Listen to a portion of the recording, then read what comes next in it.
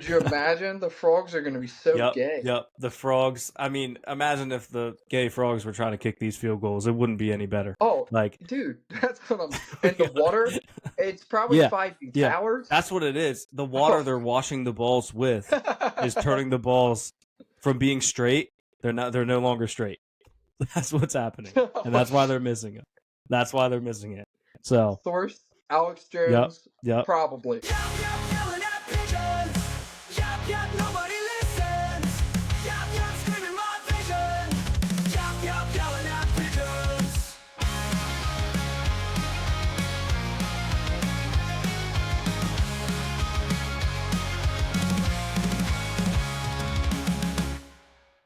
Welcome to episode 11 of Yelling at Sports. Today is Thursday, November 21st. I'm Luke Schultz. He's Tanner Collins. No Caleb today. He's got a work thing. Unfortunately, the podcast isn't yet a work thing, but yeah, we have the rain for Caleb. Maybe one of these days it will be, but for now, he's got a work thing, no big deal. We had some big news today, and I feel like I'm looking at maybe a pit bull that's like on a chain, and the chain's about to break, and I'm not gonna stop it from breaking. So whatever this pit bull has to do, it can do. Tanner, Joe Douglas was fired today. This is the latest button that the Jets have hit to save their season. They've done the coach one, they did the trade for the quarterback's best friend one, and now it's the GM. And now it's over. Yeah, the floor is yours. Yeah, the full-on rebuild has started. 7 or 8 weeks early. I personally am a huge fan of Joe Douglas.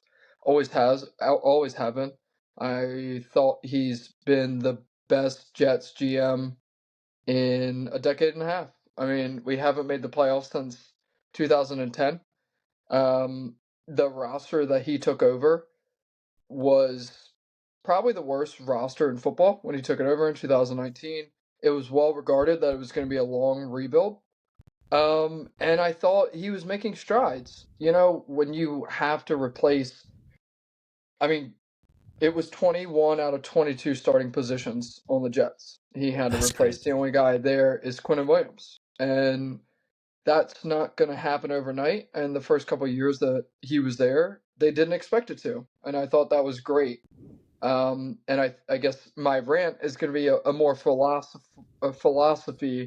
of his tenure more than the results, because the results aren't there, and I get it. 30-64 as a GM. It hasn't been great. He's brought in a lot of talent, but he's made some bad decisions as well. I mean, you look at he's drafted really well. I think that's hard to deny, no matter where you stand on whether or not they should have done this. Other than one guy.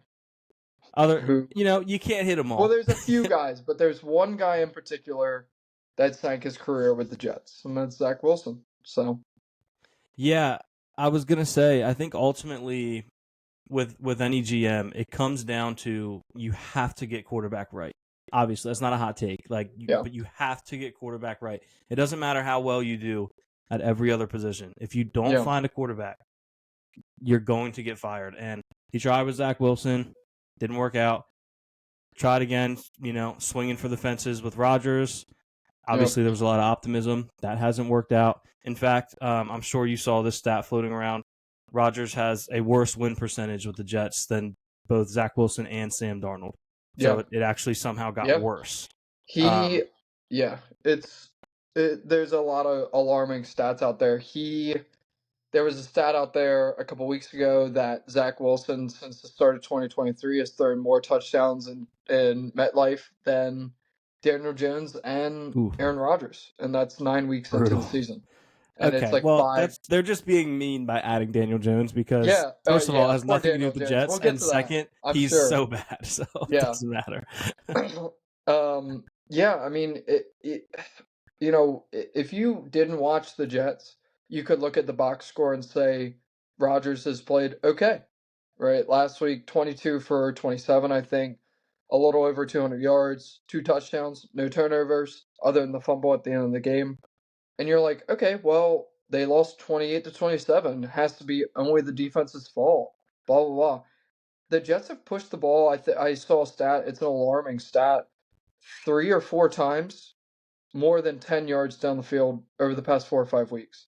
That's Nice. alarming. And that's an issue that was there with Zach Wilson last year. They Mm-hmm. never took the top off of the defense. There's a guy, Michael Nania. He's a film breakdown. He breaks down film for the Jets. He broke down a lot of plays that Garrett Wilson, Devontae Adams, Malachi Corley, like guys are getting open on a second or third read, and Rodgers is giving it up, and Yeah. it's bad. It's just bad all around. It's been tough to watch. We've talked about it a few times on the show. There's a lot of hard times being a Jets fan, but this has got to Yeah. be the hardest. There's no way.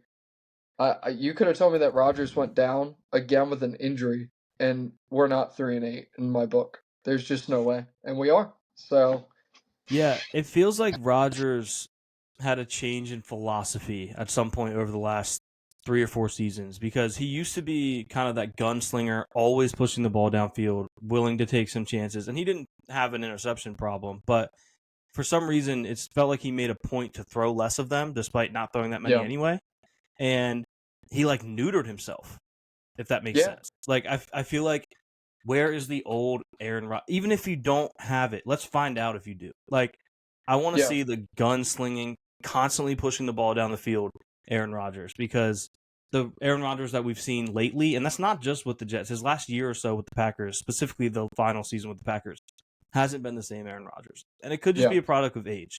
But I feel like we're not even seeing him try to be the old Aaron Rodgers. He's like doing a whole different approach, and it's baffling. yeah. Well, and what's scary too is he's still turning the ball over. I mean, he's Yeah, thrown 7 interceptions this year. That's not good. yeah, For a guy that doesn't push the ball down the field, that's not good. And I think I don't know, man. You just watch him play, and he's just scared. And there, pass protection on some of the O line has not been great. Tyron Smith sure. was not a good signing, right? That's a highlight of what I'd like to highlight of Joe Douglas has done wrong. He hasn't fixed our offensive line in many ways. He let our defensive line go last year. Our run defense now is the worst in the league. Our offensive line in specific spots isn't great. Tyron Smith, but he drafted Olu Fashanu. He's played very well in right guard, which he's never played. He never played in high school. He never played in college. He played it in the NFL. He's played right tackle for us a bit. Now he's playing left tackle. There's pieces there that are great, right? And I think the groundwork for the Jets is great. And I guess this brings me back to kind of what I was talking about earlier, is where Joe Douglas, for the first couple of years, is adding very good value to the Jets. He's taken the worst roster in football and he's turned them into something that looks like they're a quarterback away. Yeah. And it's higher than Joe Douglas. It comes to me from Woody Johnson being a terrible owner of the Jets, where he basically said it's do or die, right? And I think it was for Robert Saleh for a lot of the things I mentioned previously about being scared about benching this guy or starting this guy or things of that nature, right? You can even see it with Saleh and Albrecht this year, where Tyron Smith is struggling exponentially at left tackle, and they don't put Fashanu in the game. They continue with Tyron Smith, who's giving up 2, 3, 4, 5 pressures a game from the left tackle position. There's a hesitancy. It's a poorly coached team. Um, but Joe Douglas did everything right for his first 3 years of his tenure. I felt like, other than drafting Zach Wilson, and there's obviously a few other misses in drafts, but everybody has those. But he added Quincy Williams. Quincy Williams is an undrafted All Pro. Yeah. How many GMs can say that? He traded Jamal Adams for 2 firsts and a third.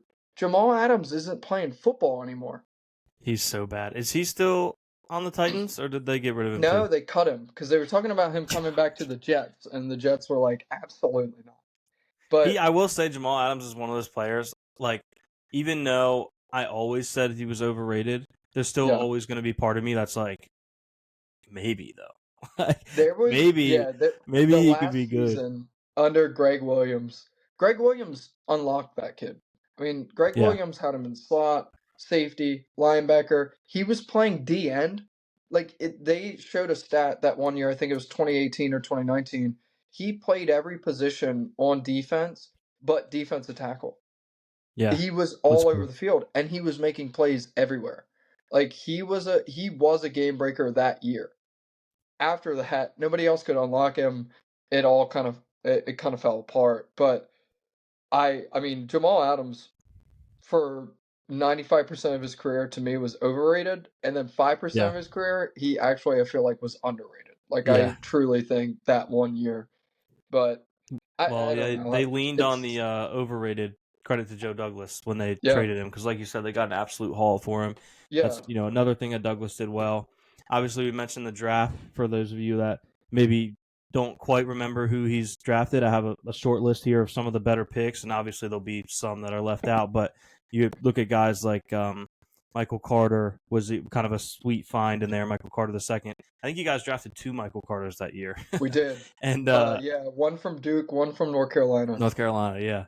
Obviously, Sauce, Garrett Wilson, Brees Hall, Braylon Allen, Will McDonald, Jermaine Johnson. So a lot of good finds in the draft. I think his biggest problem was, and maybe you can correct me if I'm wrong, I might be forgetting someone. He was effective in the draft, but he never really hit on a big free agent other than maybe he brought in, was he the one that brought in CJ Mosley, I assume, since he came from Yeah, Baltimore? no, I think actually, I think Mosley was already there, but DJ Reed he Okay. did bring in. So Okay, fair. He's been good. yeah, and he's on like 12 million a year Yeah. for one of last year. I'm not going to take this year into account. Last year he's one of, if not the best second cornerback on any team. Yeah. Quincy Williams, I was talking about him. He was an All Pro last year. Technically, yeah, He brought him undrafted, in, so technically a but free agent. not a big free agent. Spent $100 million, and this guy has hit. You know, Yeah, um, yeah. I just if I could rewrite the history, I would have never accelerated our process of we need to go get Aaron Rodgers. Obviously, the hindsight's 2020. I was super yeah, hyped when we got him, but made looking sense at the back, time. yeah, looking back, it's clear who made that decision. It was Woody Johnson. Woody Johnson brought in Nathaniel Hackett. Woody Johnson has done everything to make Aaron Rodgers feel better, and Aaron Rodgers is a bottom 10 quarterback in the league. So the past 2 years, to me, I give Joe Douglas a pass. I don't think all of that is down to Joe Douglas, other than in the trenches, offensive line, defensive line. But John Simpson, I mean, John Simpson's playing guard for us right now. He's the second highest rated guard in the league. He's allowed, it was something like 6 pressures and 420 pass pros Man, in the league. He's second behind Joe Thuney. This guy, we just brought him in, right? Like sometimes you do hit, and that's a hit, and nobody's going to talk about it. And it's just because Aaron Rodgers is a statue in the pocket. He's lost it. So it's frustrating, but there is, of course, the optimism I go through every 3 or 4 years. We get to restart, and I'm yeah, I excited was for the gonna off say, season. where do you go from here? Is there optimism, or does it feel because it seems clear that you're a Joe Douglas guy? So it's one thing when you're getting rid of a GM that you think has done a bad job, but when you're moving on from someone who did a good job, and you still have your owner that you don't trust, Yeah, like it's hard to buy in. I know we as fans tend to buy in anyway. We kind of talk ourselves into it.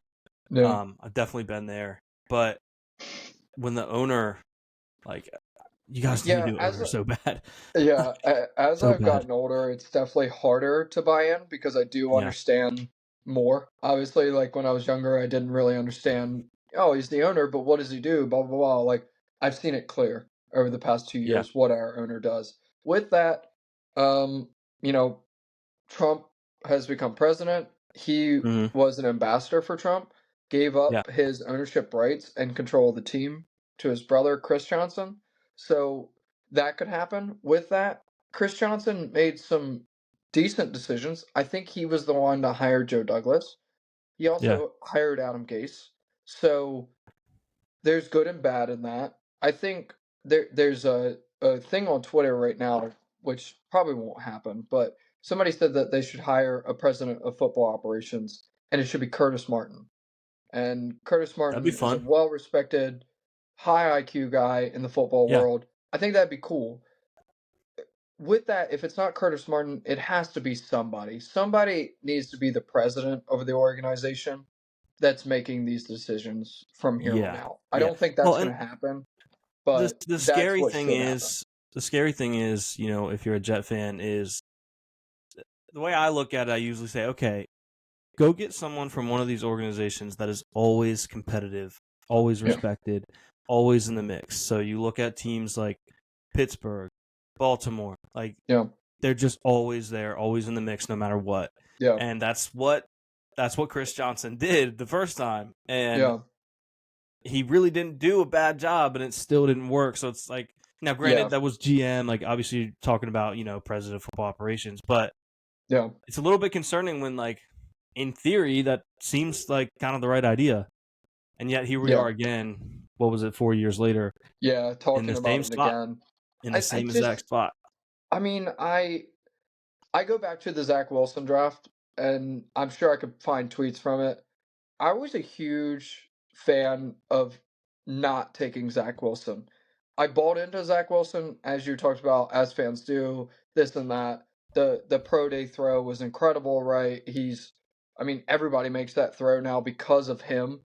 And but I was a big fan of keeping Sam Darnold and trading that pick. Yeah, They had a king's ransom sitting there at, I think it was 2 or 3 that year. It was 2 because the 49ers traded up to 3, right, to take Trey Lance that year. yep, yep, They reached out to the Jets and tried to get number 2 from them, and the Jets said no.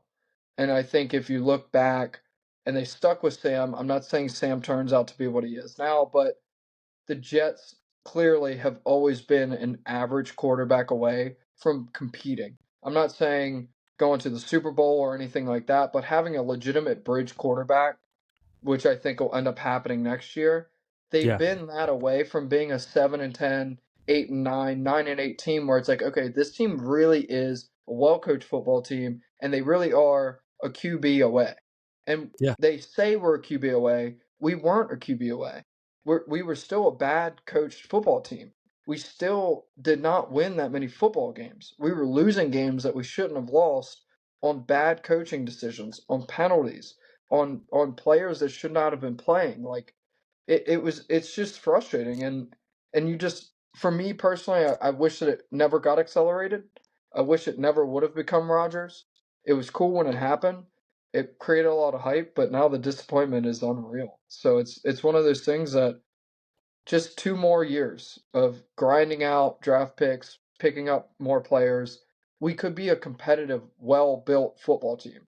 Those things don't happen overnight. I know people think that they can. Look at the they don't. Commanders, blah blah Yeah, blah. They don't. You don't they do don't. that when you have to replace 20 of your 22 starters. It doesn't No, happen. you It have to just get doesn't happen. very, very lucky if it does. Yeah. It's not normal to happen that No, way. it's not. Can I throw out a name I bet you haven't heard for president of football ops? Love it. And this is just something that I think would be a good idea. I haven't thought of a connection to the Jets yet. I will, after we get off here, I'll try to find one. I'll be scouring the Wikipedias to be like, oh, he knows this guy, knows that guy. But Yeah. Mike Shanahan. I like it. I heard some stories recently. I can't remember who was on Part of My Take, and they were talking about Mike Shanahan, and they said, I just love his evaluation of talent, right? So they had a couple stories of one being when he left DC, when they fired him after I think he only coached RG3 for a year. Yeah. He told them in the exit interview, he told them, while his stock is high, you should be trading Robert Griffin and starting Kirk Cousins. He's the better quarterback. And they looked at him like he was crazy Yeah. because if you remember at the time, like RG3 was on top of the world. They Yeah. could have gotten 3, 4 first round picks probably for him. And he, with a straight face, was like, he's not going to last. You need to get rid of him and start Kirk Cousins, who obviously has gone on to have a much better career. And Yeah. then they had another story about when he was at practice with the Niners. Obviously, his son is the coach there. Brock Purdy's rookie year, he made a note that he said that guy's going to be your starter. Brock Purdy, who was the last pick in the draft, and Jimmy G, who was they're paying $100 million, he was like, he's going to start football games for you. That kid, Yeah. he can play. And I just feel like he's just like that old wise football mind. You know what I mean? Like I Yeah. would love to see him get involved in some way, somewhere. And I think people think it's been so long since he's coached. It's easy to feel like he's like 90, like he's like 72. That's not bad Yeah. for a football ops. Like that's Belichick's age. You know what I mean? Like why And not? yeah, and a president, you're not looking for him to GM. You're looking Yeah, for him to hire these people and just oversee the organization. yeah. I mean, I have Yeah, no idea if he would be interested, but like I think that would be a yeah, cool role for a guy like him. I think he is a knower of ball, and he comes from a winning culture. I mean, obviously what they had in Denver when he was there, and yeah, DC could have been better, but I guess you could make the case could have been worse when he has a history of working under a horrible owner, having been yeah, there. So, um, yeah, just a random name to throw out there that I think yeah. would I be mean, cool. it I would don't certainly be an see it interesting one. happening, but it would be cool. My fear is that nobody's gonna want to work with the Jets.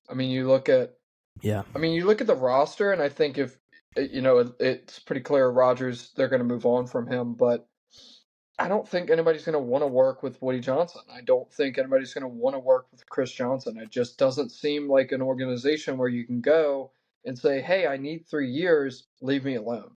Like this is what we're going to build, and Shanahan would be an incredible get for the Jets. I mean, the way that history looks back on him now is quite literally the only thing you ever see about him is his coaching staff under him in Washington.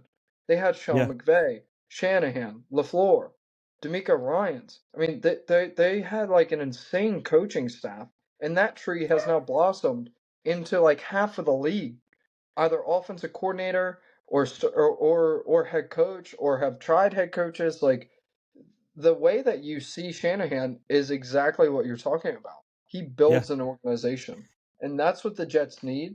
They need somebody that's going to build an organization, and then they need a head coach that's going to build a football team that isn't going to say, "Hey, I'm a genius at offense or a genius at defense." They need somebody that's going to say, "You're going to take accountability, and you're going to care about winning more than you care about your contract." And this is why you're going to buy into that, yep, right? And that's lost. And Vrabel's name comes up a ton. I don't think Vrabel takes the job, but someone like Vrabel, someone that has experience and is a team-oriented head coach. You were talking about Sean McDermott last week, right? With yeah, Matt and how great of a yeah. hire that was. When the Bills hired Sean McDermott, it was like this guy was a failed head coach from the Jaguars, I think it was. And it's like, Uh, no, why would McDermott at the time was coming off being DC for the Panthers, but was right? But he was a head inexperienced at coach. head coach. Really? I Yeah, thought he had head coach I believe we experience. were our first. He may have had an interim gig somewhere, but I believe we were his first head coach landing spot. But he Interesting. was kind of an under the radar candidate at the time because it had been a couple years since that really dominant Carolina team. So you kind of thought he would have already got a job by now if it was going to Yeah, happen. And he kind of flew under the radar. And then all of a sudden, we just hire him. I didn't really even know who he was when we hired him. And yeah, I did the thing we just talked about where you make yourself buy in. I'm like, I kind of like this guy. yeah, This is going to work. I lucked into that being true. But yeah, I would have said it about anyone. I said it about Rex Ryan a couple years prior. yeah, But no, yeah, it's they kind of stumbled into it because he had a organized binder apparently. yeah. Oh yeah, yeah. That story's funny. But I just I don't know, man. Like, they thought Robert Saleh was an absolute surefire great hire.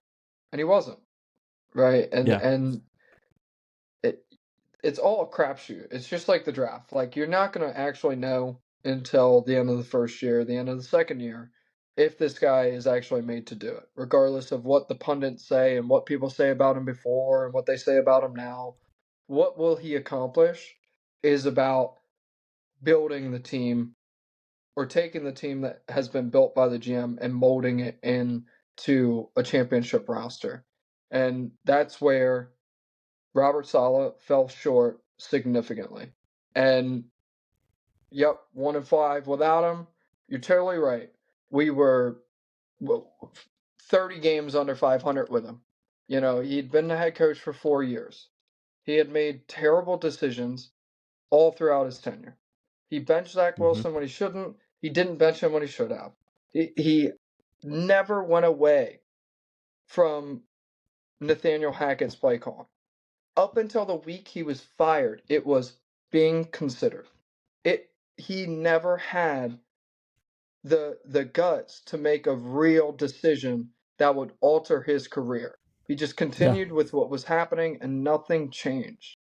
And Joe Douglas got all this talent, and I'm not saying it's an incredible team, but he got all of this talent and they couldn't extract anything from it. Robert Saleh hired his whole first staff. Like, it wasn't Joe Douglas that hired Mike LaFleur. Mike LaFleur was terrible. It wasn't Joe Douglas that hired Nathaniel Hackett. Nathaniel Hackett is I was terrible. say It Nate wasn't Joe Hackett in Douglas that particular. hired Todd Downing. Yeah. Todd Downing turns out to be terrible. These guys all have terrible track records before the Jets. This is a higher up. Who's making that call? Woody Johnson. Who's making the call on LaFleur? It's Robert Saleh. And that's just it's just the fact of the matter. The GM can't go out there and execute the X's and O's. But what he can give you is Sauce Gardner. He can give you Garrett Wilson. He can give you Jermaine Johnson. He can give you Olush Fashanu, Quincy Williams. He'll keep Quincy Williams on a good deal. He can give you the talent that wasn't there before him. And that's what Joe Douglas did. Sorry. I'm getting choked up over here. But I've and said that for me, his job was to build talent, and he did. Yeah. He did that. Did he draft the right quarterback? No.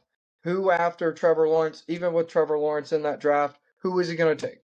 Yeah, honestly, Trevor Lawrence, not that he's been bad, but put him with the Jets, is he really making a difference? No, I don't think I mean, he if is. he had got drafted by the Jets, I don't really think so.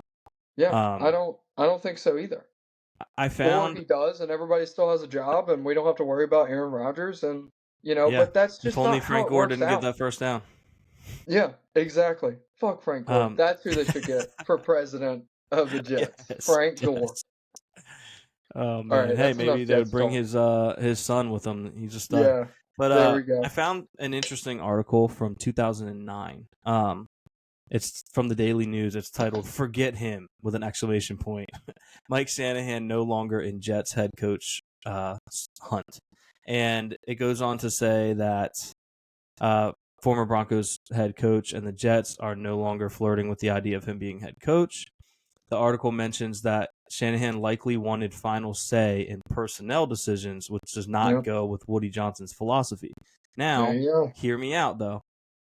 If Woody ends up working for the Trump administration again, obviously there was at one point 15 years ago some kind of interest in working together on both sides. Maybe he says, hey, here's the keys. I'm going to be gone for a few years. Let's see what happens. Let's try it again. Just throwing it out there. I wish we had a bigger platform so we could really push this because I would like to see what would happen. There, it's happened numerous times over in 2018, the Jets hired Adam Gase over Todd Monken, right? Mm-hmm. Todd Monken's probably going to be in the interview process for a numerous amount of teams this offseason. One of them probably won't be the Jets because the Jets decided to go with Adam Gase over him. Like, maybe he still is offered more money by the Jets or something entices him, but he's going to look at the Jets and say, no thanks.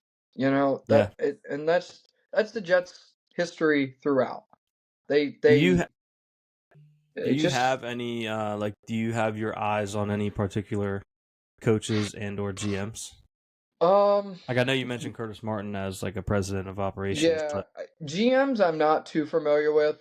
It's hard to be because it's usually some random like assistant GM or something. Yeah, I think what you said about getting somebody from a winning organization, that's what they did with Joe Douglas. It worked for the first 3 years. came from the Eagles organization, was with the Ravens for a bit. I think somebody that's scout oriented would be great. I think somebody from, the Lions organization should be looked at. There's a Yeah, gentleman for out in sure. Seattle. I don't know his name, but he helped build Seattle and helped build Detroit. That would be a great guy to look at. I think head coaching wise, Vrabel would be top of my list, just for somebody that would bring stability. And Ben Johnson, but Ben Johnson is on everybody's short list, and Yeah, and I also think it Ben would be Johnson. I don't know that right now the Jets need yeah, a guru head coach. I think they need a guy like Vrabel that's going to come in there and change yeah. the culture. I think I yeah. I think head coaches, they're obviously they're all incredibly knowledgeable of the game, but I think the whole idea of being a QB guru or a defensive guru or whatever Yeah. kind of gets overblown. I think the best thing a head coach can do is hire well, delegate well, and just be a good leader. Obviously, you have to know ball. I'm not saying that, but Salah, I don't think he played that role well. His biggest mistakes were that he didn't hire well. He didn't delegate well. You Yeah. saw it with a guy like Hackett. You talked about LaFleur.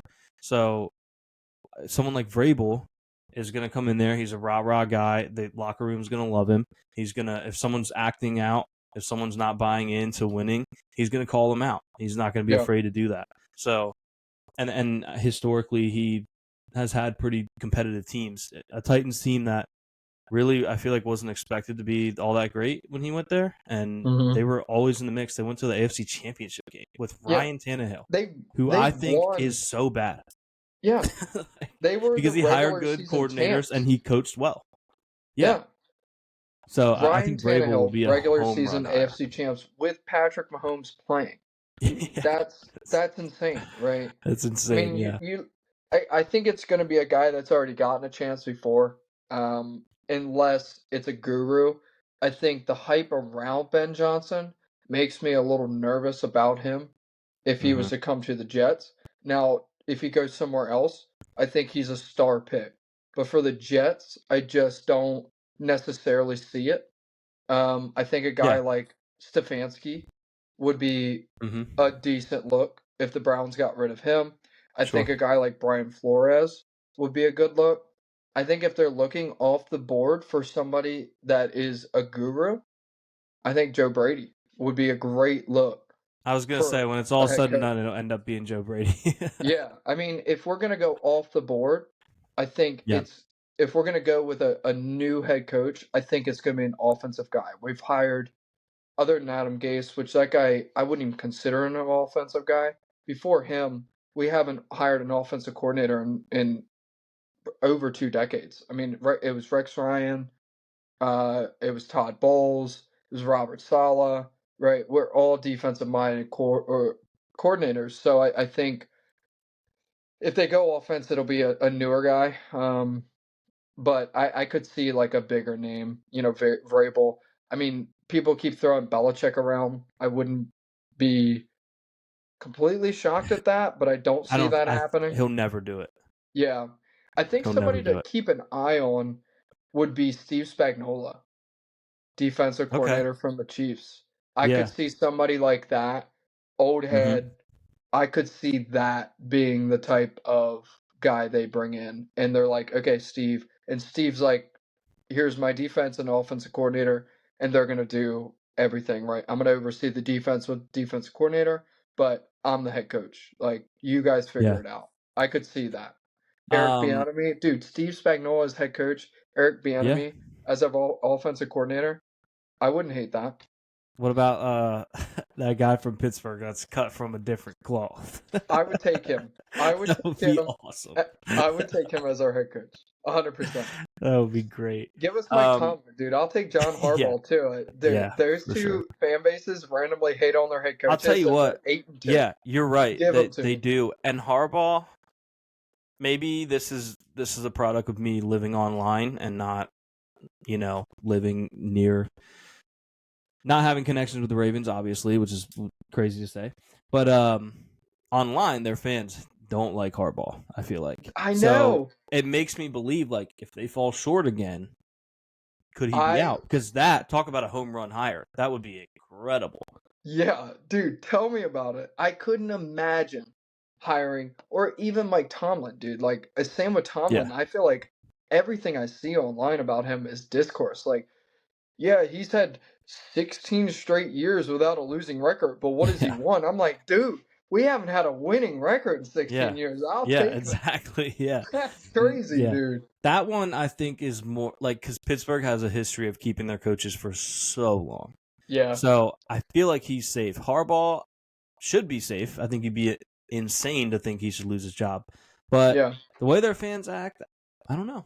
If he falls short, especially if Who it's a knows? coaching blunder, like last year Yeah, where everyone was like, why aren't they running the ball? Something like yeah, that, something comparable to that. Who knows? Because that would be a great hire for you guys. I will add, if you guys do go the Joe Brady route, I want to throw someone's hat in the ring for offensive coordinator, and I don't think it's crazy to think he'll do it. Chad Hall. He was the receiver coach in Buffalo for a while. yeah. He's a receiver coach in Jacksonville, who I think is going to get rid of their whole staff. And he is, fun fact, the brother-in-law of Matthew Stafford and a knower of ball. So I've been banging the table for him to be promoted for I love years. that.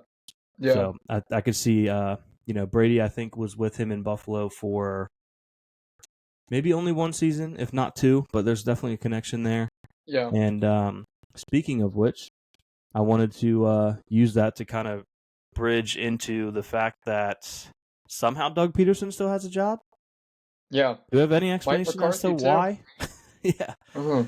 I mean, I don't understand it. He already should have been fired. And then you go out there against Detroit and you get beat 52-6. Yeah. Like, not even remotely close. I just don't. It blows my mind that he still has a job. Why not? Maybe it is Chad Hall if you want to fire him and promote someone. Like, Yeah. do something. I just don't. I don't get how he's still employed. Credit to the Lions if we talk about that game real quick while we're on it. They outgained the Jags by 475 yards on Sunday. Yeah, that Insane. is I mean, they're an incredible team. They're They so look good. like an absolute wagon right now. Are far and away the Super Bowl favorite.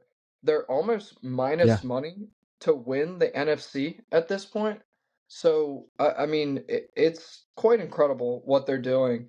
And then on the opposite side, it's quite incredible how bad the Jaguars are. There's no way that Yeah. you could put an NFL roster out there and get beat by 40 plus points and outgained by 475 points or 75 Yeah. yards. Yards. That's Yeah. insane.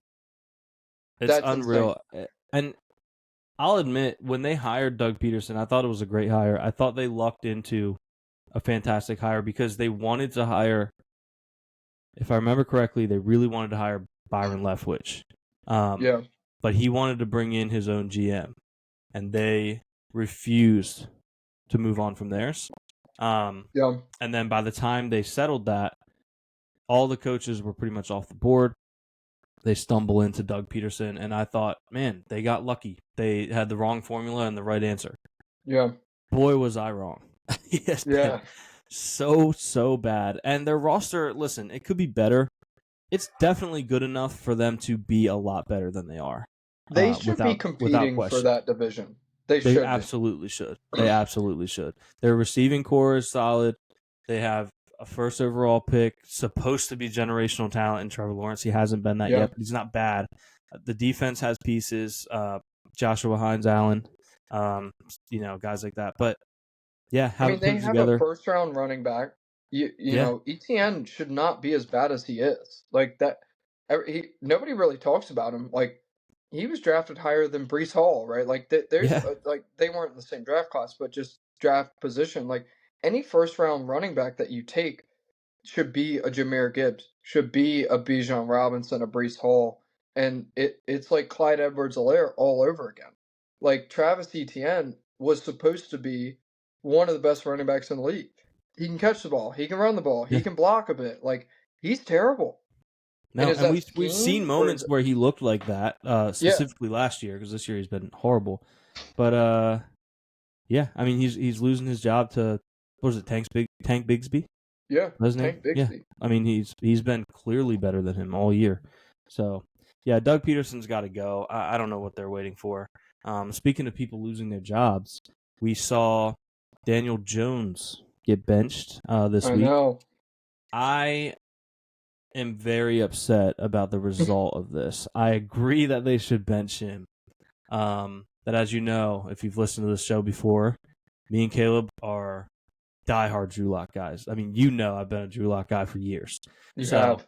I almost wore my Drew Lock jersey in protest, but I had to whip out the JP Lossman jersey instead. But probably next week, I'll talk to Caleb. We might have to do a double Drew Lock protest jersey episode. Yeah, I respect that. I mean, you talked about it a little bit with Trey Lance. Like, you have Mhm. to see what you have, and I'm not saying Drew Lock's the answer. Um, you know what Tommy DeVito is. I mean, Tommy DeVito was the Yeah. quarterback for this team for 14, 15 games. Like, he's not the answer. Like, Yeah, I mean, unless, why not see if maybe, just maybe, Drew Lock is one of these, Baker Mayfield, Sam Darnold yeah, guys. Geno Smith, like, Yeah, Gino. he could. That seems to me as a decision of we're gonna let our young guys play, Hmm. and if we lose, we're certainly not upset about it. So I Like, actually know where this decision came from. I think it came from up top because the guys at Spotrac tweeted out the details of Drew Lock's contract, and he has a playing time incentive. So mm, it's a cumulative. He gets $250,000 each for 40%, 50%, 60%, 70% of okay, snaps. So yeah, each time he hits those, 250,000 each time. every He also game has or no for the oh, okay, season. But okay, like on the season, if he plays yeah, 40%, 250,000. If he plays 50%, that's another 250,000. It adds every 10%. It adds up. On top of that, he also has passing incentives. So 92.5 passer rating, which would be a lock. He would speak of Drew Lock. He would definitely get a 92.5 passer rating. That would be another 250,000. 65% completion is 250,000. 88 passer rating plus 15 touchdown passes, 250,000. 88 yeah, passer rating plus 2,000 yards, 250,000. And then he has some that include playoff berths, which obviously would happen once he took over. So I think I think it's the owners trying to avoid paying out those bonuses yeah, more than anything, which sucks because you hear a lot of people complain when a receiver is asking for more money or whoever it is and they're holding out. Oh, these yeah. players are ungrateful. Why don't they own the contracts that they sign? But no one talks about when the owners don't want to own up to the contracts Oh that they no, sign. they never do. They never do. So this is a perfect situation for comparing that because you signed Drew Lock, you had him as this emergency blanket if Daniel Jones is awful, and then when the time comes to make the switch, you're like, well, our season's pretty much over anyway, so let's not put him in because we don't want to pay him his incentives. And that's Yeah, so wrong to me because do you not think those incentives played a factor in why he signed there? Do you yeah, not think he said, man, Daniel Jones, low key a bum. I'm going to get playing time here, and these incentives are going to pay me more than whatever hundred this other percent. team that would have offered me more guaranteed. So yeah, the owners shouldn't get off scot free on that because they don't own up to their contracts either. Yeah, I agree. Now, do you think after that 40% clip, because we're pretty close to the season being 60% over, Yeah, if do you think they started in the last 4 or 5 games of the year?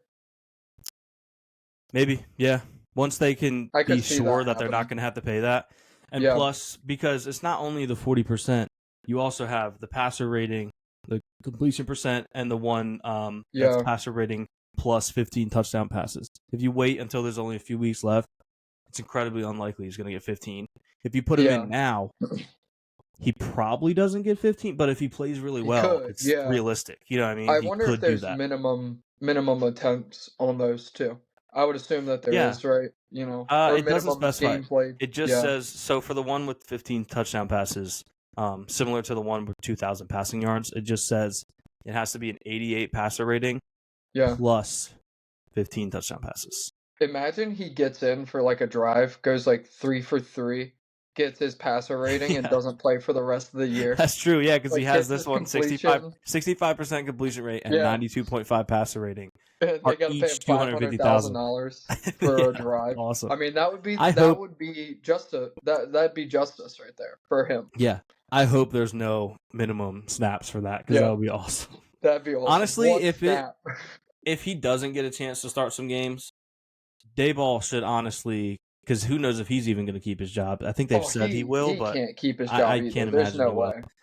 He on the way out, he should be like, "You're firing me? Okay, you're going to pay this guy." He should put him in for the last like Yeah, 2 plays and let him just yeah, complete 2 screen passes, and yeah, then just take him out. And there, $500,000. yeah. That That would be doesn't. awesome. I mean, Dayball's another guy that I'm shocked he still has a job. I thought he was going to get fired before Well, Salah did. I mean, again, you have to like. I keep saying this, and it's the most mundane take ever. You have to have a quarterback, and yeah, Dayball. The problem with Dayball and Joe Shane is, they came from Buffalo where they're thinking Dayball made Josh Allen. Joe Shane's like, oh, Dayball, I saw what he did with Josh. He'll be fine. Sign up Daniel Jones. Re-sign him. Dayball, figure it out. Was he helpful for Josh Allen? Sure, but I think the guy that should get the most credit for his development is Josh Allen. Josh And Allen. now Yeah, you're seeing that you can't just put a yep, good coach with any QB. It just doesn't work like that. So Dayball, I still think is a pretty good coach, but the mistake he made was thinking he was good enough to fix Daniel Jones, yeah. and especially Joe Shane thinking Dayball was good enough to fix Daniel I Jones think was a dude. horrible That's another mistake. great point of just like people deserving credit. Like, Hmm. and this is so stupid to say, but the player that does or the person that deserves the credit for the development is the player. Like, Yeah, yeah, sure, this guy helped him, and Shane Steichen helped Jalen Hurts. What has Shane yeah, Steichen done for Anthony Richardson? It's yeah, not just it's a majority of the player. It's the coaches are probably sitting there like, "Holy shit, dude.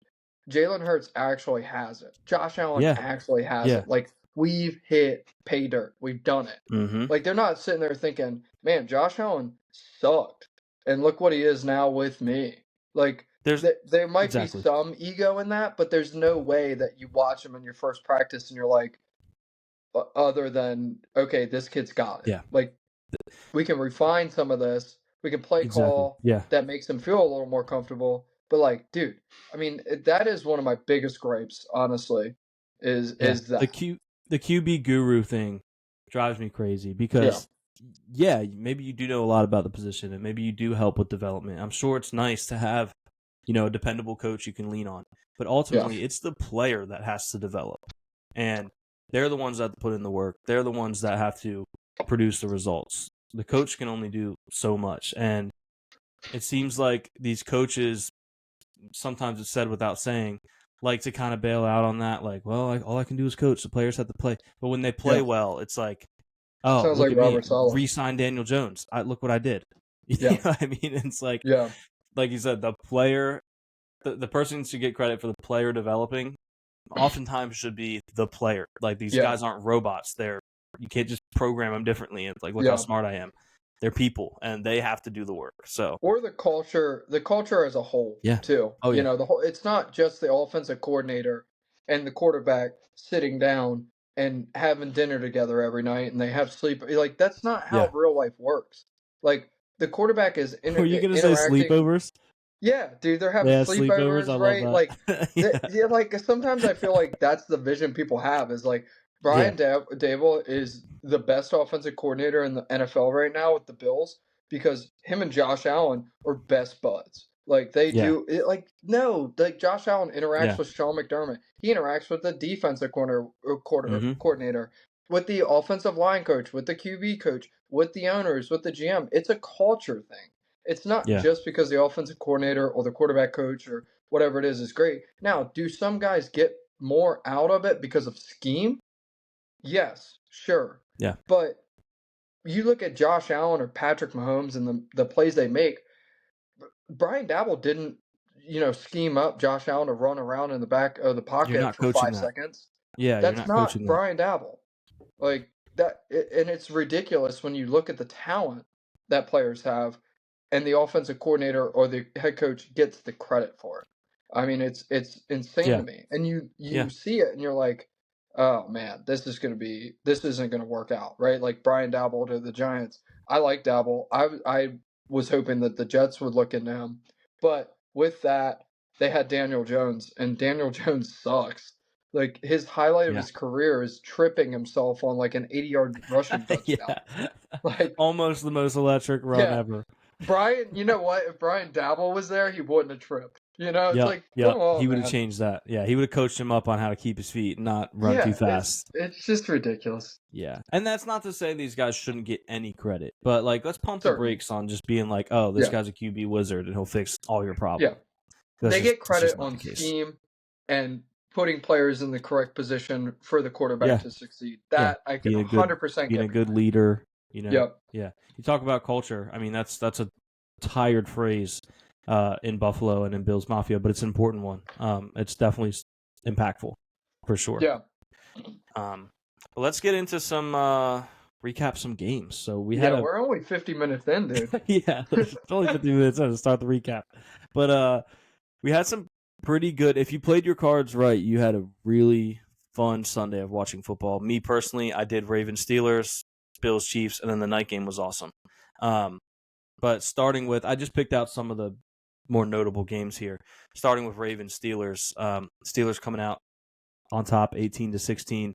Yeah. The Steelers are now 8-1 in their last 9 meetings against the Ravens. That is Yeah. team ownership right there, if you ask me. That is. And largely in part, at least this time, was Justin Tucker. Justin Tucker is now 16 of 22 on the season. Is he washed?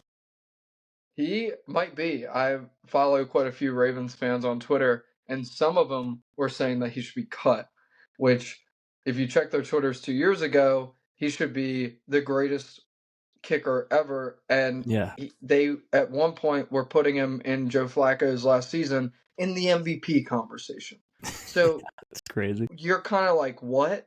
Right? And then you look at this game, the Ravens got beat in the most Ravens win way. They didn't give up a touchdown. The Steelers kicked 6 field goals. The Ravens are supposed to win games like that. And Yeah, they didn't. And it was a great game. You know, I played, the watching game card like you, same as you. Right? I watched this game.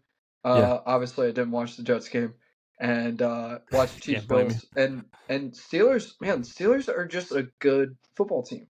They just play Yeah, football. The defense plays football. the You know. defense plays football, and they did on Sunday. They had Yeah. the Ravens offense rattled. I don't know why they didn't run the ball more. It seemed like they were kind of forcing the idea that Lamar was going to win them this huge matchup, which isn't to say he's not capable, but at some point you have to say, let's run the ball, because Lamar was off his game on Sunday. You know, I spoke highly of him last week. I still think he's incredible, but he was just missing routine throws that he doesn't miss. And when that's at some point in the game, when that's not stopping and the game's still close and you have Derrick Henry behind him, Yeah. run the football. You know what I mean? Like, Just run the ball. I don't understand. Yeah, it's almost like they were like, we have to get Lamar this moment. He has to have this. It has to be him. And I don't even think, again, this is just a theory, but like, it felt like that's what they wanted to do. And I don't even think Lamar would want to do that. Like, Lamar just would want to win. So just run the ball. Yeah. Look at the AFC Championship game last year. They did the same exact thing. Yeah. And they got the same result. And Yeah. Lamar You don't think said he would the have same much thing. rather won on the heels of a running game and go to the Super Bowl? Yeah, I will say that the final Ravens drive was pretty incredible. I mean, Lamar made some great plays. Zay Yeah. Flowers got hit in the chest with a football and it never touched his hands. I've very Unreal. rarely seen a wide receiver do that, especially one that's Unreal. highly Yeah. regarded. And I Mhm. think he's one of the best wide receivers. They He's go very down, they good. score still, and then they run a 2-point conversion where a wide receiver, I think, is supposed to slip out of the blocking scheme, and he never stops blocking. It just felt Just like one of those games that the Ravens executed so poorly, yeah. yet we're very close to winning this game. The And Steelers were so all over that 2-point conversion. Like, yeah, so much so that part of me wonders if they were literally just like, everyone shift to the right. As soon as you snap it, run to the right, Yeah. and we're going to hope that's the side that they drift into. Yeah. 50-50 shot, and we just blow it up because they truly blew that play up. It blows my mind that you have a Hall of Fame running back in Derrick Henry. I was just talking about, why don't you run the ball? You're going for the 2-point conversion. Now, I'm not one to say you should run the ball there. I think Yeah. you have an MVP quarterback who can do things through the air and on the ground. They should run something similar to what they ran, but put Derrick Henry on the field because then the I defense agree. has to respect him. He wasn't even on the field. Like, that blew my mind. The defense doesn't have to. As soon as he's not out there, you know right away this is not the running back's not touching the ball. Yeah. And Well, that blew my mind. An RPO peak with Zay Flowers, Lamar Jackson, and Derrick Henry. Yeah. Should be close to unstoppable. Like that it will really hit should. at a 65-70% Yeah. clip. Yeah. And for Derrick Henry, like you said, to not be on the field, I mean, it's insane. Doesn't make any Or sense. at least for the fun of it, do the, get cute and do the little Derrick Henry pop pass. That would have been awesome. Right? Yeah, do something. Hand it to Derrick Henry, let him do that did. little pop pass to Mark Andrews. Yeah. Let's go. That would have been All right, awesome. give me 1 second. I gotta grab my charger. Oh. Sure. So we actually have a clip from Caleb he recorded after the game because obviously he couldn't record with us this week. So I'm going to put that in here. And then when Caleb's done talking, Tanner will be back with his charger and we will get talking about Packers-Bears. So here's Caleb. All right. This could have gone one of two ways. I could have been really sad recording this, but I'm happy. Steelers win. I think they're just about to kneel it out. They just got the first down with a minute left. The Ravens have no timeouts. 8-2. 8-2 is something I'm really, really excited about. Yeah, they thought we couldn't do it. People were calling for the Steelers under in wins, which I think was 7.5, maybe 8.5. But this team is real. This team went in to this game a 3-point underdog at home. And like, what do I say? I say it every week. Me and Luke say it every week. The defense plays football. Derrick Henry doesn't fumble. Like, that doesn't happen. And Nick Herbig, also Herbig fully loaded, as I like to call him, dog, was out the last 4 games, came in, stripped Derrick Henry, looks good. Dude, Peyton Wilson, 3rd round pick out of NC State, dog. That interception on Justice Hill, what a beast. Like, this team is playing well. Russell Wilson playing incredible. It was a hard-nosed, like, punch in the face game. Like, these teams just went at each other. There was a lot of penalties, a lot of fights, a lot of players. They got warned about being kicked out if they had another unsportsmanlike conduct. But the fans were great. They were great there. And Steelers are first place in the division, 8-2. 8-2. Bunch of tough games coming up though. We got the Browns on Thursday night, which I shouldn't be worried about the Browns, but that's a game that the Steelers lose. But yeah, I am so excited about this team. Russ is awesome, great leader. Yes, the offensive line played well except for Broderick Jones. Obviously, Broderick Jones is trash, but yeah, I'm recording right now. This is Sunday, right after the game, and I couldn't be happier about this team. Here we go, Steelers. Steelers go. Steelers can make a run. This team's scary.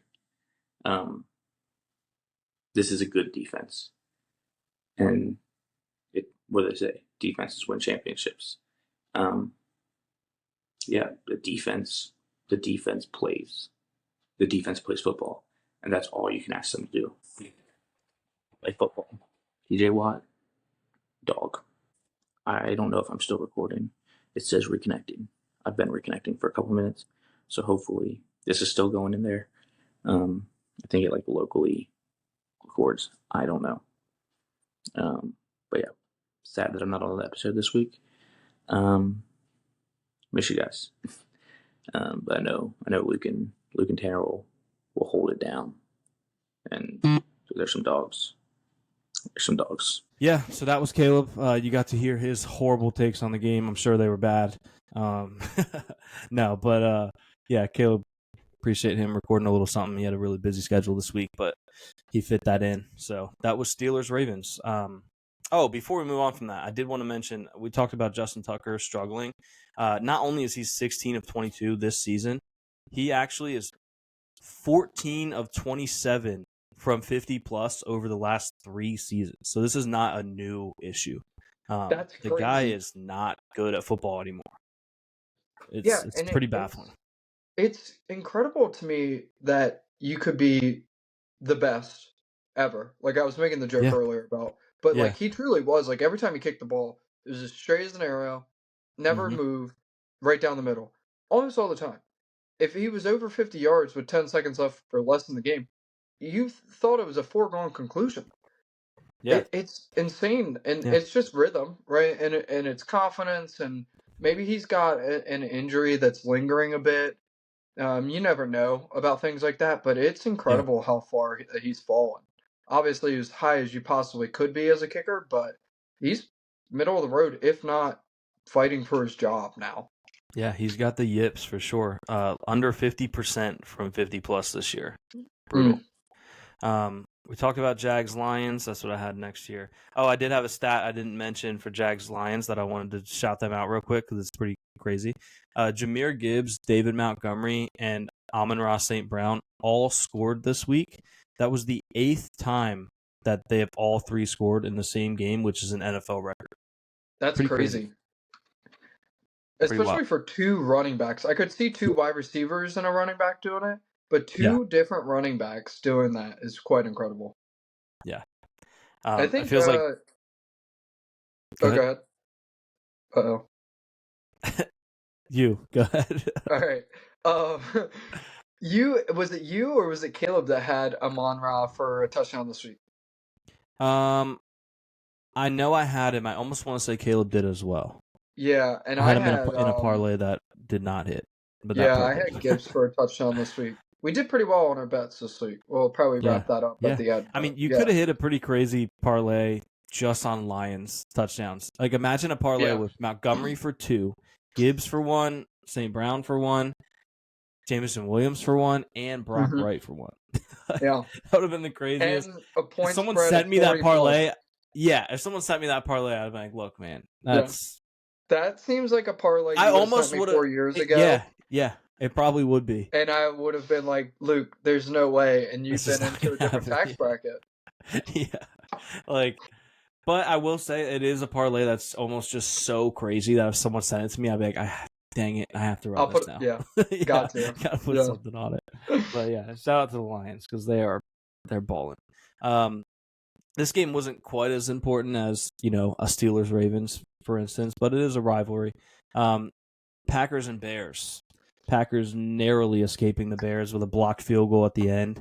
The Bears had a 71.3% chance to win during Sunday's game and still managed to lose. Over the last 3 seasons, they've blown 5 leads with a 90% or higher chance of winning. The odds of losing all 6 of those games are 1 in 68 million. Only the Bears could manage that. That's insane. Yeah, I mean, even going into the kick, I mean, they must have had higher than that at some point with the kick too, right? Like, I mean, it was like a 45-yarder. I mean, it's sad. It's interesting because the stat I read said, they had a 71.3% chance to win. Then it talks about blowing 5 leads with 90% or higher. I would bet that game was 90% or higher when they lined up to kick it. Yeah. You would think. You would hope. You would think. Yeah. I mean, it's such a Bears way to lose. Yeah, just unreal. second week in a row, too, that somebody's won with a blocked field goal. Kicking this year, this is perfect for me, has been absolutely atrocious. Last week, I bet on 3 teams. In those 3 games, my kickers missed a combined 8 field goals. Brutal. 8. That's crazy. What are these guys getting Wow. paid to do? It makes no sense. Like, It is missing one or frustrating. two here from 55 plus, I get it. These guys are missing 35 yarders right now. What is happening in the NFL in the kicking game? Because it seems so surefire. And this year has been an absolute crapshoot. Extra points Yeah. being missed. It's everywhere. It's rampant. I And it's don't know driving me insane because what I'm has always on the happened. wrong side. And the weird thing is, the first part of the year, you could make the exact opposite case. Everyone was making everything. People Yeah. were saying, how can we make kicking more difficult because they're too good at it? And now they all suck. I don't understand it. Like, I don't know what switched, but it's frustrating when your kicker can't make kicks. Like, Tyler Bass missed an extra point this week Yeah. just when he bought me back in a couple weeks ago with the 61-yard game winner against Yeah. the Dolphins. Like, I was ready to cut him, and he hit that, and I was like, okay, we're back. Like, his confidence We're is going to good. be back. Yeah. We're good. And now he misses an extra point, and I'm like, Yeah. okay, now I don't know if I can trust him again. I'm right back to feeling weird every time he lines up to kick it. And I equate it to, like, you know, I get frustrated when an NBA player misses a free throw. Yeah. But they do have other jobs. Like, they should be able to make their free throws because they're literally free. They're like, here, you can throw this into the Certainly. hoop for free, and they miss it. But imagine if their only job was to make free throws. Yeah. And they couldn't. Like, this is the kicker's only job. And I'm not saying it's an easy job, but it's their only job. Yeah. And they you've been don't doing do it your well. whole It life. blows my mind. Yeah. It's baffling. I got something. Conspiracy theory. Okay. The balls. They've done something to the ball. Yes. Now they have like a I like special this. ball I was that going to the say, kickers tinfoil go. hat. They changed something. Dude, The it's kickers just like were too baseball. good, and they put some kind of Exactly. counterweight in the kicking balls or something because they do Exactly. separate the They're kicking balls from wobbling passing more balls. now, dude. It's something. There's something they did something to. The vibes are saying they did something to the balls. Vibes are saying something is off, and it's not just the kicker's fault. I'm on that. Yep. I'm gonna Google that. Dude. I'm gonna call up Alex Jones and get him on this ASAP. Oh my god, dude. The frogs. Could you imagine? The frogs are gonna be so gay. Yep. The frogs. I mean, imagine if the gay frogs were trying to kick these field goals. It wouldn't be any better. Oh, like, dude, that's what I'm. And the water, it's probably 5 feet towers. That's what it is. The water they're washing the balls with is turning the balls from being straight. They're no longer straight. That's what's happening, and that's why they're missing it. That's why they're missing it. So source Alex Jones. Yep. Probably. And watch, they take the fluoride out of the water. Suddenly, the kickers are going to start making their kicks. Dude. Yes, we just cracked the case. Like looking at like some kicker, like Evan McPherson's a good one. That dude came into the league on fire, set the NFL record for 50-yard field goals as a rookie. Missed like 2 kicks that year. He's something crazy like Tucker. He's like 14 for 20 this year. He missed 2 go-ahead field goals in the fourth quarter on Sunday. Yeah, thank you for that. Really bad. Evan McPherson. But he's been terrible this year. I'm on it. There's something more than the kickers. It's not just the kickers. We're gonna crack this case. Listen, I'm not one to buy into NFL conspiracies, but I'll say this: if any of the various NFL conspiracies that are out there are true, then they did do something to those footballs. If they're tinkering with anything, they did something to those footballs. 100%. Because people were complaining that kickers were making too many kicks. 100%. Yeah. They changed the extra point because it was automatic. Blink of an eye. Yep. In the blink of an eye, they can't make anything. Because it was boring, and they changed. Now it's dynamic. Yeah. They've changed the footballs on kicks. I'm telling you. Yep. Oh, man. We're on to something here. I think they put a barely noticeable counterweight in the tip of the ball. 100%. That pulls it one way or another based on how you kick. 10 grams. 10 grams in the top of the football or the bottom of the football. You wouldn't notice it. You pick it up. All right, let's kick. You don't even notice it. They're probably sneaking them in on game day, so you're going all week there in practice with the normal ones. You're like, this is great. I'm kicking the ball well. And they sneak in the football with the weight.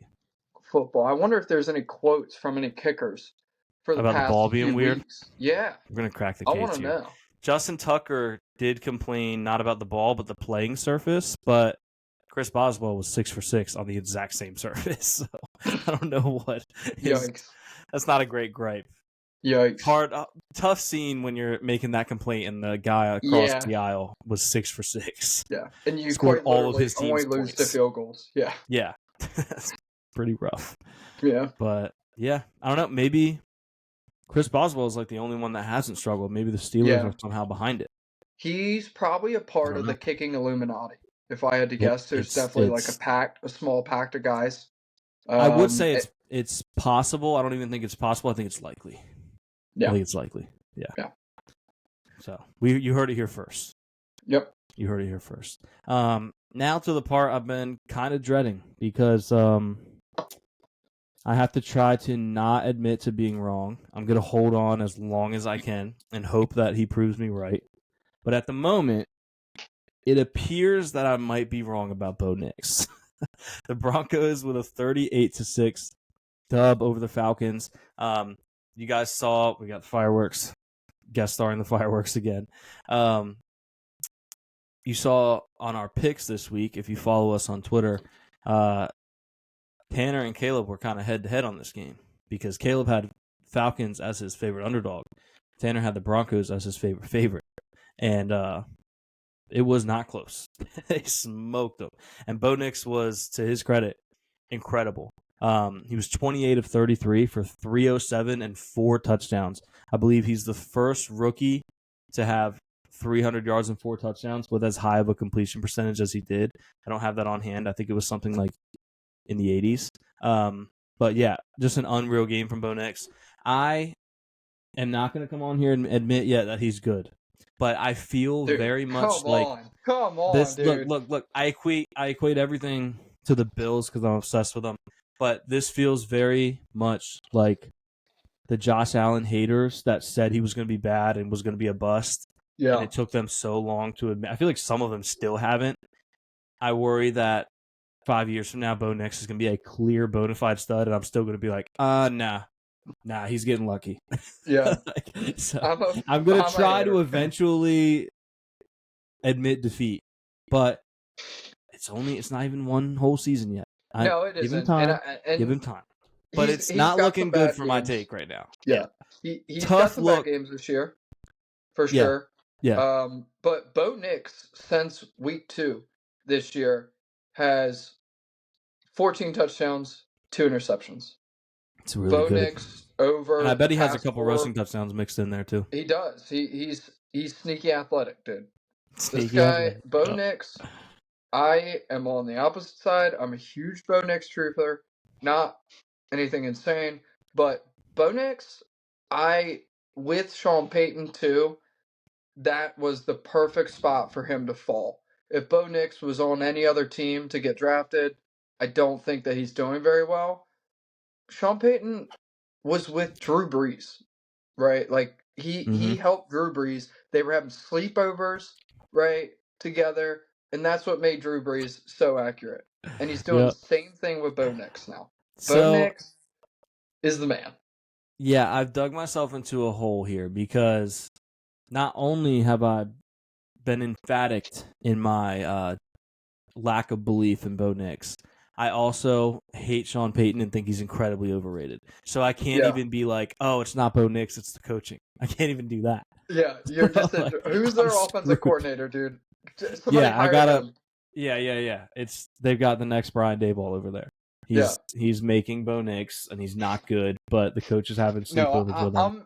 Honestly, I'm not a huge fan of Sean Payton either. And obviously, I tried to defend Nathaniel Hackett when he said that Hackett was the worst coach of all time. I don't like Sean Payton. I haven't liked him before that. I thought they obviously underaccomplished. He had Drew Brees, one of the best quarterbacks of all time, and I thought they were an underaccomplished team. Yeah. Don't get me wrong. I would gladly take one Super Bowl. I would gladly sign me up. Yeah, dude, I'll take one Super Bowl appearance at this point, and I'd be happy. One. Yeah. But, I mean, Drew Brees, I think he's one of the best QBs we've ever seen play, and I don't think he gets enough credit because he doesn't have this long list of Super Bowls, and I blame Sean Payton. So I kind of Yeah. hold that against him because I like Drew Brees. So he's a bum. Yeah. He's a Sean Payton. Anyway, in conclusion, Sean Payton's a bum. Bo Nix's a bum, and he's gotten lucky. Bo Nix has gotten lucky for the last like 9 And whoever weeks. their offensive coordinator is an Is a absolute stud. Yeah, guru. sign him up. He should be the Jets' next head coach. Here, I got your Jets. This is Yeah, I my was gonna guy, say, who is actually. it? This is my guy. Joe Lombardi. Yep. Joe Lombardi. Offensive Look, coordinator of the Chargers. Lombardi name. Come on. Rich Yeah, this history, is the rich guy. family. This is it. This is the one. That's your next but, Jets head coach right there. He's going to solve all the problems. Good. I was on the Broncos, not just because of Bo Nix. I think the Broncos are legitimately a good team. So I think their defense is very good. I think their offense is decent enough. Bo Nix doesn't turn the ball over. He, you know, I wish that Matt was here so we could argue about this a bit. Bo Nix does go through his reads. Bo Nix goes through more than one of his reads. And Bo Nix runs when he's supposed to run as well, which is something that a lot of young quarterbacks don't have. Like, if you look at Caleb Williams, he has been sacked a lot. His offensive line isn't great. But Caleb Williams does not run when it's clear that he should run for at least a yard or two. It doesn't matter that you don't need to get 20 yards. You don't need to score a touchdown. Bo Nix makes the plays to extend drives. He's throwing the ball away when he needs to throw the ball away. He's extending drives. He's going through more than one read. I'm bringing that up again. I cannot believe that was said. Bo Nix goes through more than one read. Okay. This guy. Wait, which one of us said that? Matt said he doesn't go through more than one read. Okay, I'll say, in fairness, it could have been any one of us, but no, Matt said he doesn't go through more than one read, and you guys all hopped on the Bo Nix hater train, and Bo Nix dropped 4 touchdowns. So what a bad look that all 3 of us, like, it had to be the week that you were sick, and we couldn't have at least one person to be like, firing back at us. All 3 of us were like, this guy is a bum. And then he goes out 307 and 4 touchdowns the very next game. So bad. Yeah. I think Bo Nix is good enough. Not to overhype it. Bo Nix is good enough for this offense. And I think they're legitimately a good team. I think they compete in every game, and they beat the teams they're supposed to beat. And I thought they were supposed to beat the Falcons, which is why I was on that side. And I turned out right. Sometimes you turn out wrong.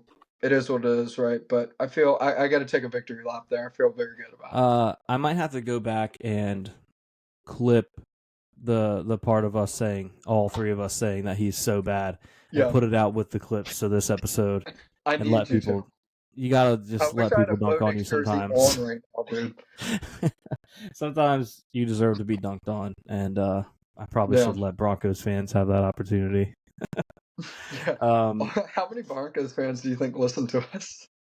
0 at the moment, but maybe we'll find a couple that will emphatically never listen to us after they see that. So. Our podcast blows up out of hate from Broncos fans. Yeah. We did have one guy comment on one of our clips where Matt was saying he hates Jameis Winston, and he was so hostile so quick. I hope you're listening now.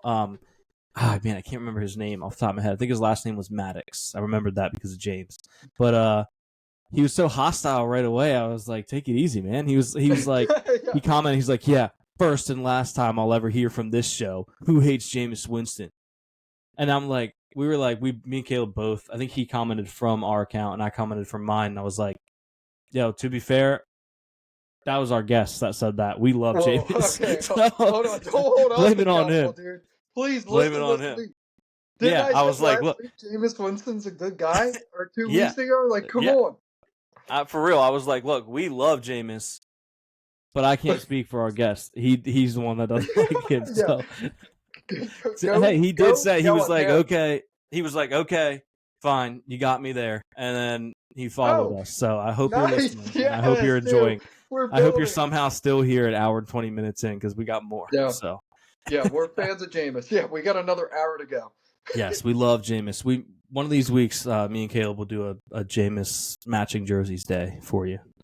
But anyway, next game, Seahawks-Niners. Seahawks winning 20-17 in San Francisco. Something's wrong with the 49ers. What Yeah. is it? Do we know? Brandon Ayuk. He's Well, gone. yeah, that certainly doesn't help, but I don't know. They're just the defense isn't the same. Like their offensive efficiency is still relatively good. Yeah.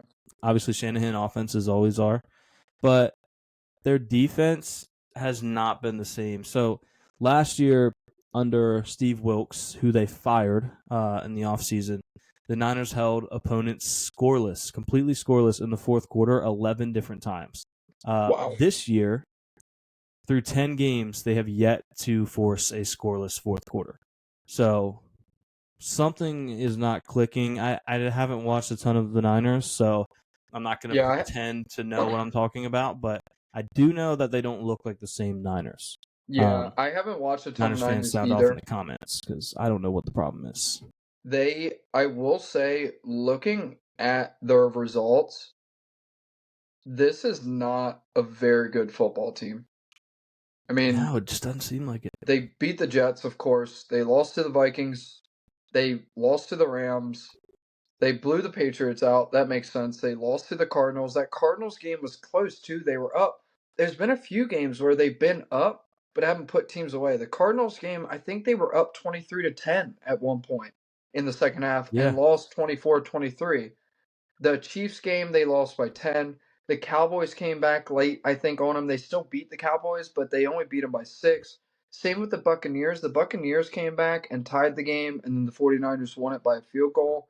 And then, of course, last week they lost to the Seahawks on a close play. It seems like they're just not closing teams out.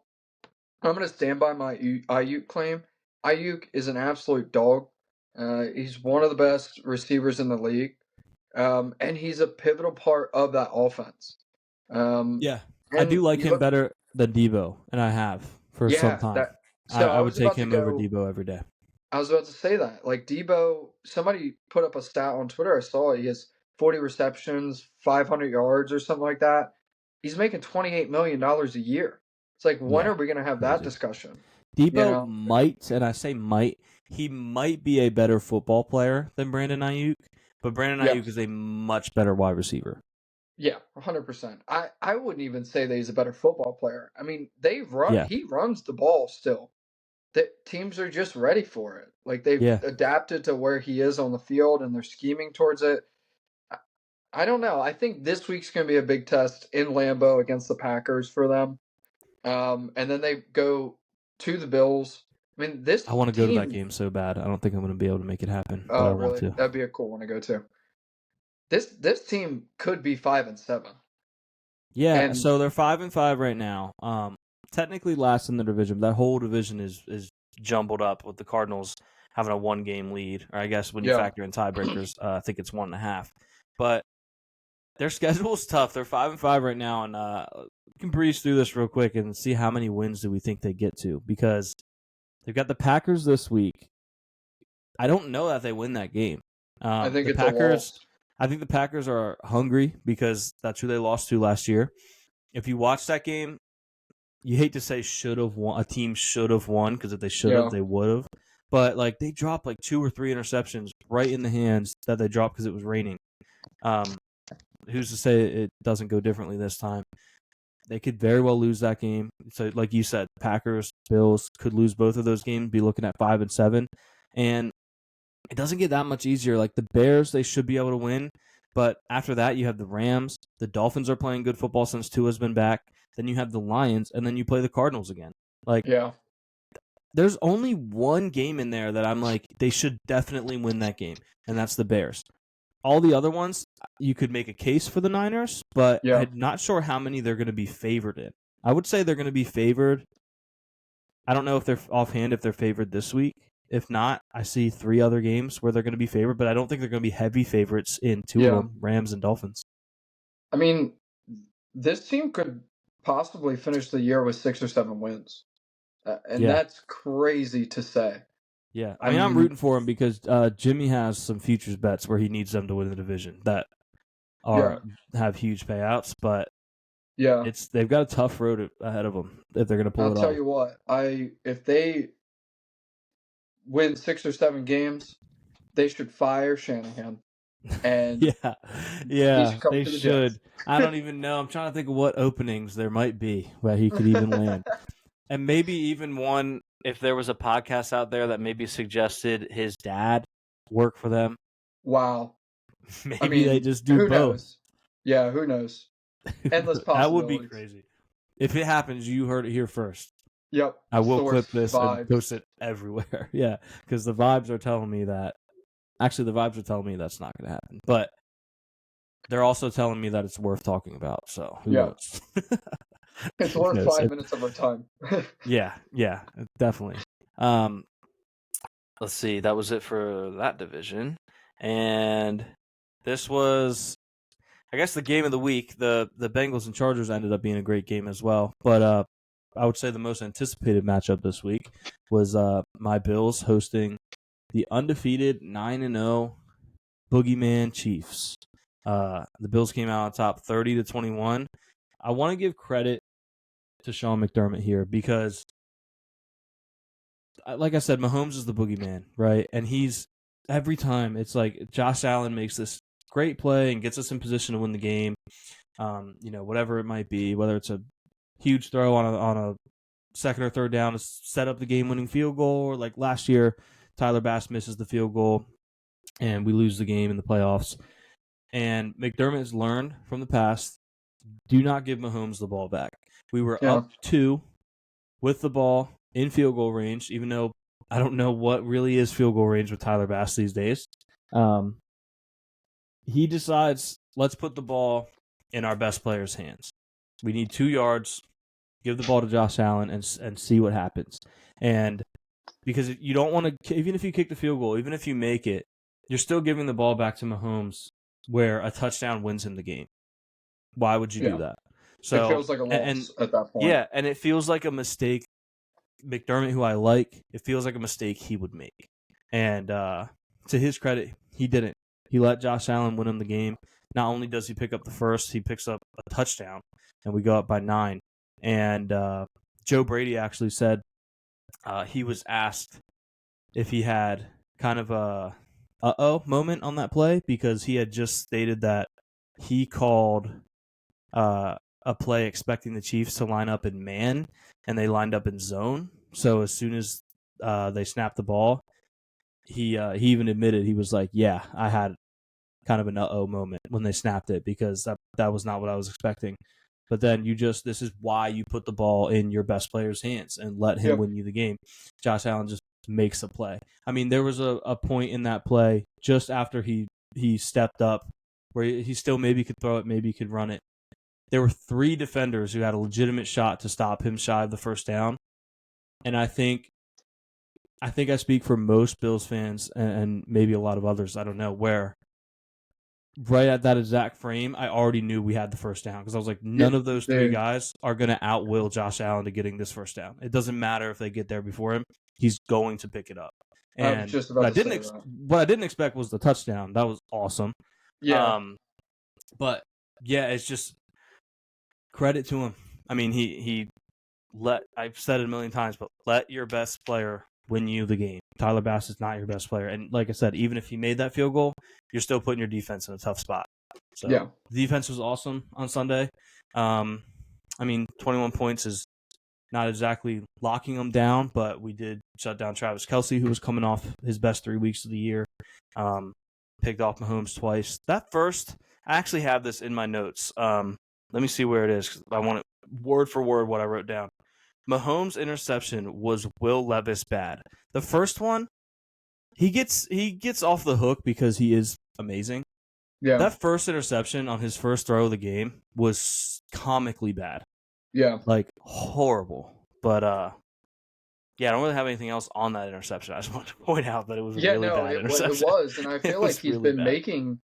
I feel like over the past couple of years, he's been making plays like that, and he's either gotten off the hook with some sort of penalty, they've dropped it, right? Like there's been something there that has helped him out, and every now and then you do get that from Patrick Mahomes, and I feel like everybody's been saying it all year. They don't feel like they're 9-0, and I think everybody thought they're going to turn a corner, right? Or they're going to become the Chiefs, and they certainly still can. They're 9-1, right? Yeah, Like, that's a but scary they thought. They could. should have lost to the Broncos the week before. A crazy play gets them that win. How Yeah, long does that go on when you're winning football games because of that?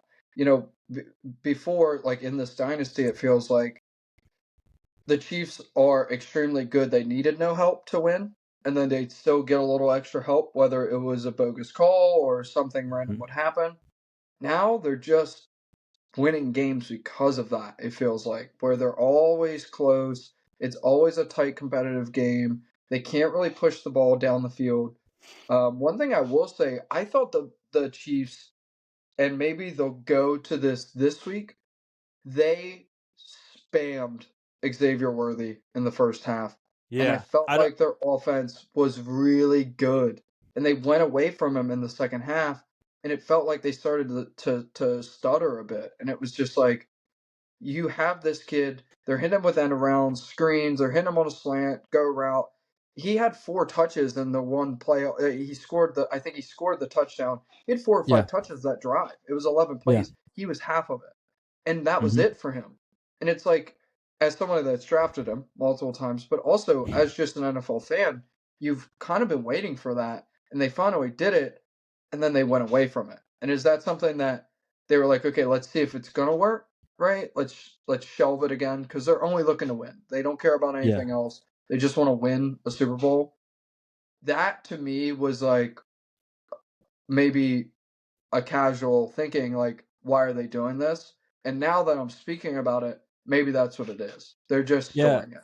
They're yeah. continuing So to grow him. the Bills fan in me wants to be like, well, McDermott made an adjustment. They came out with that, and he made an adjustment and took him away. I Yeah. hope that's the case. I haven't watched the All 22 or anything, but I Yeah. hope that's the case. The Bills fan in me that is also an abused dog that's been abused by its owner. Part of me wonders, okay, the Chief said, okay, this is working great, and the Bills cannot stop it.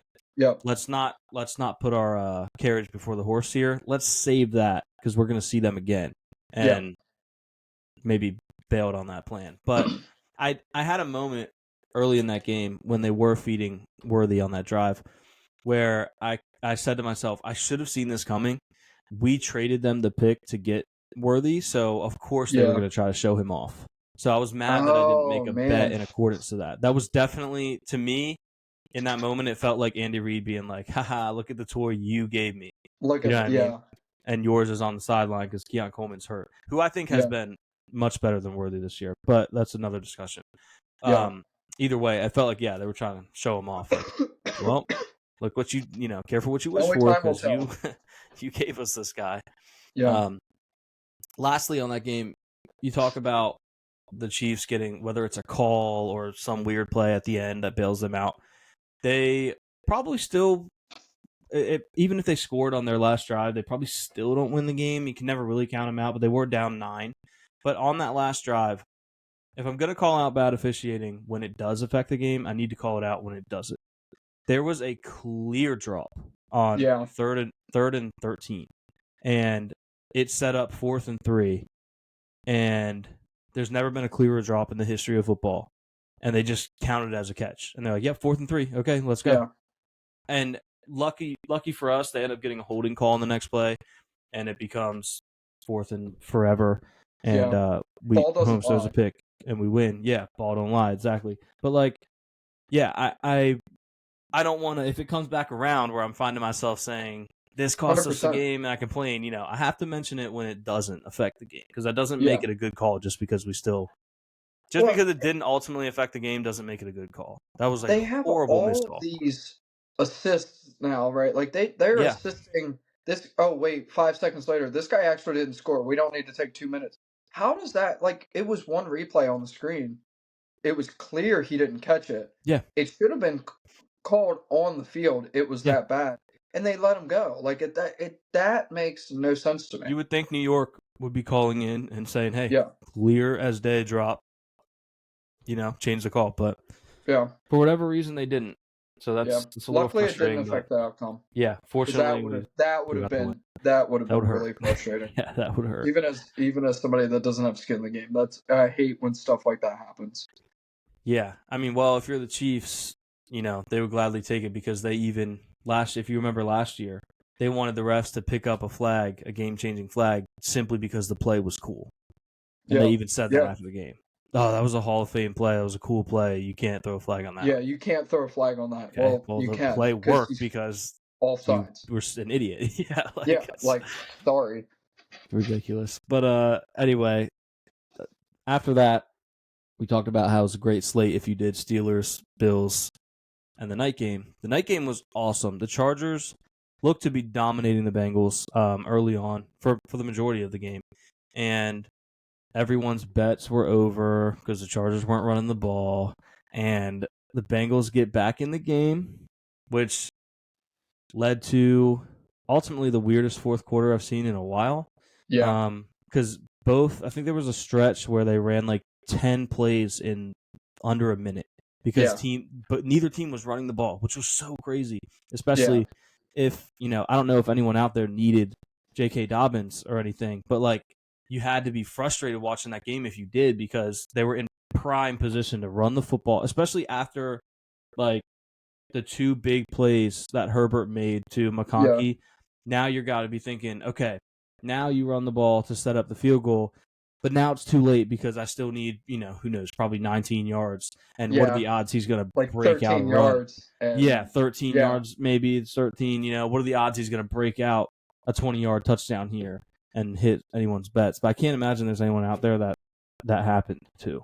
yeah. Oh, dude, actually, that's so crazy that you said that. That happened to me, right? Oh, what Oh are my the god. odds? No, actually, it's actually kind of crazy too. I was telling a friend about it, and she was like, "Yeah, my husband had his over as well." And so somebody tweeted back to me when I said that, and they were like, "Yeah, he cashed my over." Like, it seemed to be a pretty big bet in parlay Man, world. Yeah, it was absolutely electric, and to go back to your point, and also to piggyback off of like admitting when things, if you lose because of this or you don't, it doesn't matter. But like the Chargers got the ball back with a minute 54 and two timeouts. The Bengals had two timeouts. They yeah. ran three plays in the span of 10 seconds, didn't run the ball once, and gave the ball right back. Yeah. Like, Didn't how make them that use is any of their so timeouts or eat up boneheaded. any clock or anything. So Run the boneheaded. football. And a running team at that. Like a Yeah, team that runs the ball well, a coach that is known to want to run the ball as the yeah. head coach runs the ball, the offensive coordinator likes to run the ball, and they just weren't like you were texting me and you're like, why aren't they running the ball? This is crazy. It So made no sense. when he finally had that play, I was barely paying attention. Like I was literally laying in my bed scrolling on my phone, and then I just hear them say like Dobbins like has room or whatever the call was. And I'm like, oh, and I Yeah, look up and he's just running down the sideline, and I started texting you because I'm like, I don't know if he gave up on his bet at this point or what. I'm like, bro, like, are you yeah. watching? This is No, crazy. I'm like, I was oh watching the man, it's whole play. electric. There was like That must have been electric. yeah, I was like, this bet's lost, but I was like, they are gonna run the ball right here. They have to. So Yeah, this is it, right? There's one play, yeah. But even and still, he what are the gets odds you through get the 13 line. yards there? Yeah, so I needed 13. So he gets 30. I needed 13. He hits it, great.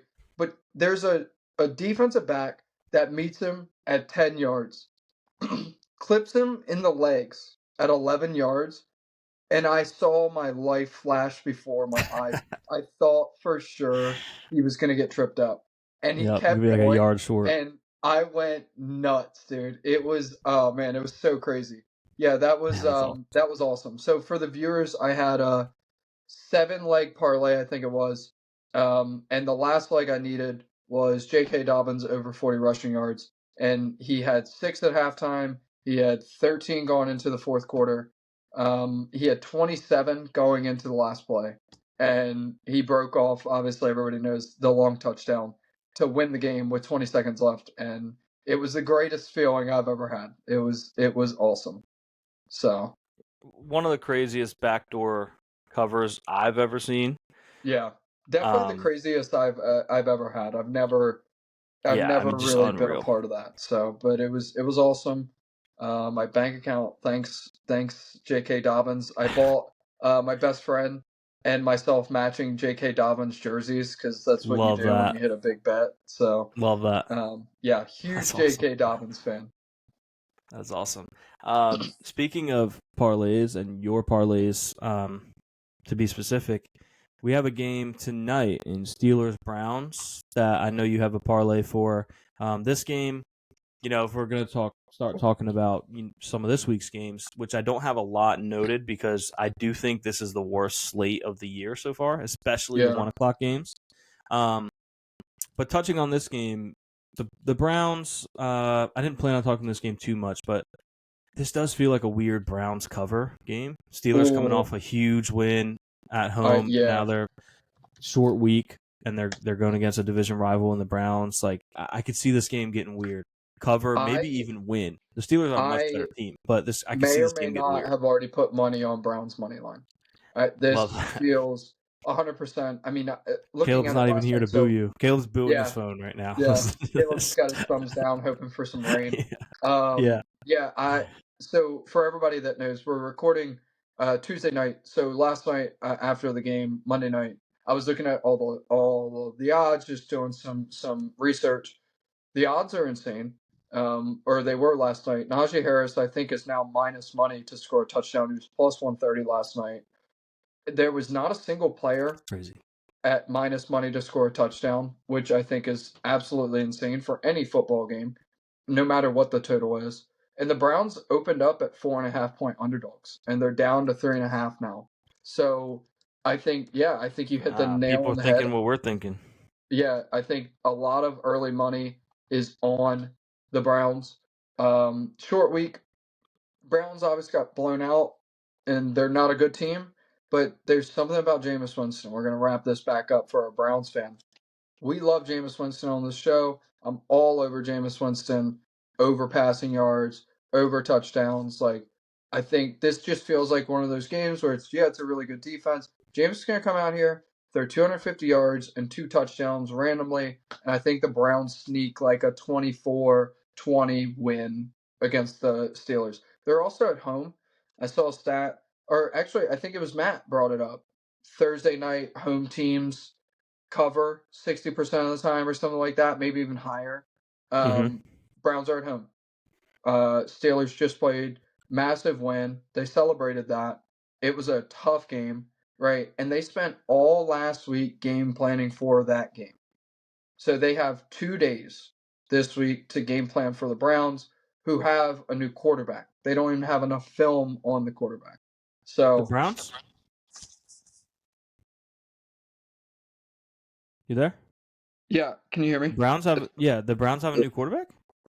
Well, Jameis Winston, not Oh, new, okay. but he didn't start this year. No, I see what you're saying. I just I was very Sorry. scared that like Jameis Yeah, got hurt or something. breaking news. They're putting in Dorian Thompson or whatever. DTR Yeah, is DTR. electric, but I love Jameis. If it wasn't for Jameis, I would be asking them to play DTR. Yeah. But yeah, so I got a parlay for that game. I will certainly give it out. The odds will not be the same, unfortunately, guys. I do apologize. Like I said, we are recording this on Tuesday, so I put this in on Monday night. Give me 1 second. My computer's loading up here. To me, and I sent this to Luke. Luke said the same thing. That my thought process was, to me, this just seems like a normal game.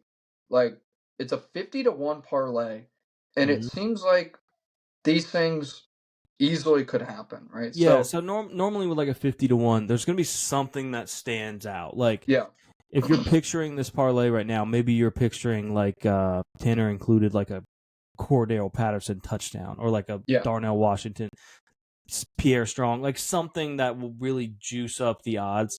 But yeah, there's nothing really like everything. If you look at it as a single bet, if someone sent you that bet, you'd be like, that's a very normal, like expectable thing to happen.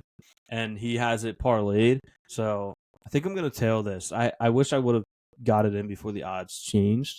As of recording, I haven't, but yeah. yeah, I I will really say, like how this looks. FanDuel's usually better. You might get better odds, so you might be Dude, near my odds. But for just a good, Steelers Ravens, they had Deontay Johnson. One of my friends sent me on DraftKings. He bet Deontay Johnson to score at like plus. It was either plus 400 or 450. I had him on FanDuel at plus 800. Yeah. That was awesome. See, that's what I'm saying. Yeah. And But DraftKings, also, if you want to sponsor the show, I'll delete yeah. And also, FanDuel, if you could unlock my account, I did nothing wrong. Okay. Yes. And I yes. also donated a lot of money to you guys. So just Yeah, unlock you know my what? account. Let's make it. I want to do a quick little call out to FanDuel. Free Tanner. He didn't even do nothing. He gave you guys money and then you kicked him Yeah. out. Like that doesn't Yeah. make any sense. So free him. I'm a loyal customer to you guys. We do some nice little back and forths taking each other's money. I just want my boys to be on the same app so I can send the link and it's Yeah. easy to tell. And same when they send me theirs. Yeah. And you guys are holding us back. And we're Yeah. trying to achieve greatness. And you guys are the ones stopping it. So And I'm looking Free for Tanner. a way out of your competitor, DraftKings. So please, guys, help me perfect out. opportunity to sway a customer here. That's what I'm Or saying. again, DraftKings if you want to sponsor the show. I mean, it's an arms race if you right want now. to sponsor the show, we will take everything back. What we said. Whoever wants to have all three of our listeners be swayed towards their app, this is an arms race. So yeah, hurry up. Yeah. So all right. So this parlay. So to me, this seems totally doable. I got Najee Harris anytime touchdown score. Like I said, he was plus money to score a touchdown. Najee Harris was plus 130. I bet that by itself. Plus 130 to score a touchdown. Yeah, if you're wondering, FanDuel currently, as of recording, he is still plus money, but you still got a better line because he's plus 105. Yeah, he was down to plus 110 earlier when I checked. So I would assume he's probably close to even money. I think when the game starts, he's probably going to be minus 110, minus 120. Mm-hmm. Again, this game is an over-under of 36. It's not high. It might be one of the lowest, if not the lowest. Sorry. My cat's going crazy. All right, go ahead. You're good. Go. Yeah, All right. Najee at plus money, especially coming off a week where he didn't score, he feels due. Yeah, feels due. So Najee Harris, anytime touchdown. I did go a little heavy on the Jameis Winston passing yards, right? Because, like I said, I could see this being a game where he throws a decent amount of passing yards. Yeah, and they're probably going to be. I can't imagine they're going to be playing with some big lead where they're going to be. Exactly, right? This is a backdoor parlay. This is one where he's going to be at halftime with 100 passing yards, down by 10, right? That's the hope. Mm-hmm.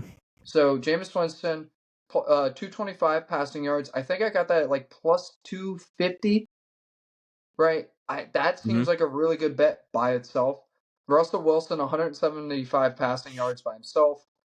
Jerry Jeudy, 40 receiving yards. Jerry Jeudy just had, I'll look it up, but he just had a massive game last week. Yeah, he had an 80-yard touchdown. Yeah. Yeah. Jerry Jeudy, underrated.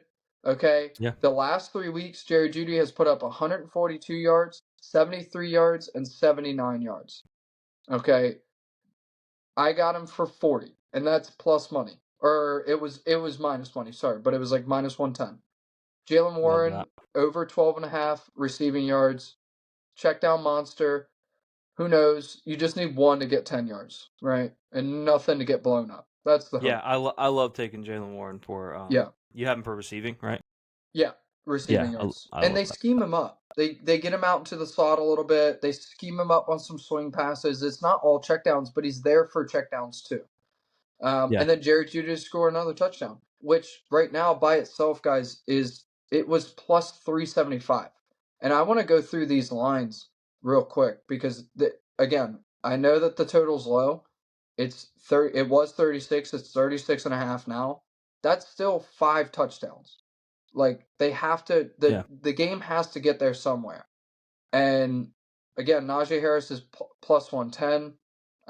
Nick Chubb was plus 145. He was 185 last night. Jerry Jeudy's down to plus 290. Cedric Tillman's plus 340. Right, Elijah Moore's plus 390. That's their top 3 wide receivers sitting over plus 250 to score a touchdown. One of them, to me, has to score a touchdown. Those are incredible odds. Elijah Moore has less odds to score a touchdown than the Steelers or the Browns defense or special teams. That's asinine to me. This guy plays 60% of the snaps. That's crazy. I understand they're looking for under in this game. I don't think they have it. I think over 36 is a good bet by itself, too. I think this game gets up into the 40s. I don't think this is going to be a points fest, but I don't think we're going to have like an all field goals game. Yeah. Like this is going to be a normal football game, and normal football games go over that. Yeah. I mean, you look at it didn't go our way last night, but you look at the Texans Cowboys game. That game started at 40 points. This game's only 4 points off of that. That game got up to. It could have gotten over 44. It ended at 44. It could have gotten a lot more. Like the Cowboys just didn't score touchdowns, and that de facto comes down to Cooper Rush versus Jameis Winston. Jameis Winston's a much better quarterback than Cooper Rush. He's going to be able to get the ball into the end zone once or twice, and there's insane odds. So I'm all over this game. This is an absolute degenerate spot, and I'm loving it right now. I love that, and yeah, the more I'm looking at these odds, I'm finding some stuff I might want to even sprinkle on top as a little odds boost. So we have Darnell Washington. You can get him at over 11.5 for basically even money, minus 114. In his last few games, you're looking at 36, 29, 6. So that was a little bit of a blunder there. And then 42. So in most of these games, he's smoking that 11.5 line. Not even close. It only takes one play. I love picks that only take one play. Like, like obviously 80 yards, technically one play. But like 10 yards, 11 yards. You can hit that anything one around play. The 10-yard mark, a first down. You need one first down from another one. Ever since Jameis took over, Cedric Tillman has been balling. You can get him at, where's he at here? 40 over 40.5 is his regular line. So minus 114. He has had since the Bengals game 4 weeks ago, 81 yards, 99 yards, 75 yards, 47 yards. So with Jameis, he has not gone under that line yet. Yeah. So a couple. If you're looking to sprinkle some stuff on, I think I'll be indulging in those. Yeah, I love both of those. I wish Caleb was here because he could definitely back me up on this. I've watched a decent amount of Steelers game and tape recently. They're working Darnell Washington into the scheme. They absolutely He's getting plays drawn up for him by himself. That a guy to get 10 yards where they're scheming to get him the ball is insane. Now, things happen. He could drop it. Tight coverage. He could end up with 6 yards. But guys, 10.5 yards, that, like we said, is one play. And to me, if you're a degenerate like we are, that is an easy parlay look right there. So, yeah, Darnell Washington in the first 1, 2, 3, 4, 5, 6, in the first 6 games, he had 4, 5, 6, 7 targets. 7 targets throughout the first 6 games. Over the last 4 games, he's had 12 targets. So there you go. That's to your point of them trying to get him more involved. He is a huge target. Maybe to me, that feels like something to do with Russ. Maybe Russ was getting reps with him in the second team and was like, I really like what I'm seeing from this guy. I feel comfortable throwing to him. So you're seeing a target increase. Some of those games, you're maybe not seeing a huge bump in receptions, but always look at the targets because these guys are pros. If the targets are there, the receptions will come. So, and they have. Like I said, 42 last week, 6 before that, but then 29 and 36. So the guys getting involved. Yeah. So, that was your preview of tonight's game. Yeah. Because obviously this comes out on Thursday. So if you guys are listening on time, maybe you could make some money. That's also not financial advice, but that's why I said maybe. Yes, maybe. Allegedly, these are great picks. Yeah, the vibes are saying these are great picks, but we never know if the vibes are going to be right or not. It's true. Let's wow, we're almost at 2 hours already. Yeah, honestly, there's not much this week. We'll breeze through them. Yeah, we got just a couple, like Cardinals Seahawks. That's a big game for implications for that division. Obviously, everyone being at 5-5, except for the Cardinals at 6-4. I expect a high scoring game. This just feels like a high scoring game. I don't know what the over under is offhand, but I like the over. Yeah, it's over 47.5. I like the over. Geno 4-0 as a starter versus the Cardinals, so kind of owns them. But the Cardinals are playing good ball right now, and the winner will take first place. So this is going to be a huge game. I'm a huge fan of the Cardinals this year. I wish I was on last week's show Because, or sorry, wait, no, I don't know what I'm saying. Sorry, we've been going for so long. But I'm a huge fan of the 2 hours in, Cardinals. folks. It Yeah. happens. I think their offense is one of the best in football, honestly. They're up there with anybody. Kyler Yeah. Murray's playing out of his mind. Trey McBride he's starting to really force him the ball. Marvin Harrison hasn't been a Malik Neighbors type getting 15 Yeah. targets where they thought he was going to ball out. Marvin Harrison's still a good receiver. He's He is. still I fun thought he to was a watch. lock for offensive rookie of the year, honestly, Yeah, because I thought all the QBs were gonna struggle. Not that I thought they were all gonna be bad, but I didn't yeah, see any of them taking off in year one. But they yeah, haven't really. It feels like they haven't prioritized Marv enough. But he's really good. He's really, really yeah. good. He's Also, very Kyler good. Murray just casually flew to New York to get pizza this week, so that was I cool. love that. I saw a Dominated video the of him. Jets and then went and got Yeah, some pizza. Love eating some that. pizza. Said it was too saucy. Yeah. Oh, weirdo. Yeah. Yeah, and James Conner is one of the most underrated running backs in the league. I mean, James Mm-hmm. Conner's usage rate is insane. He's very talented when he's healthy. And they're underdogs right now. I know you said the Seahawks, Geno's never lost to them.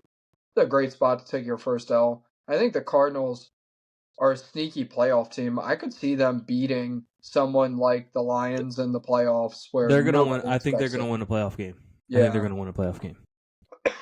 Yeah, So, they're a frisky team. After that, we kind of touched on this briefly. Niners at Packers.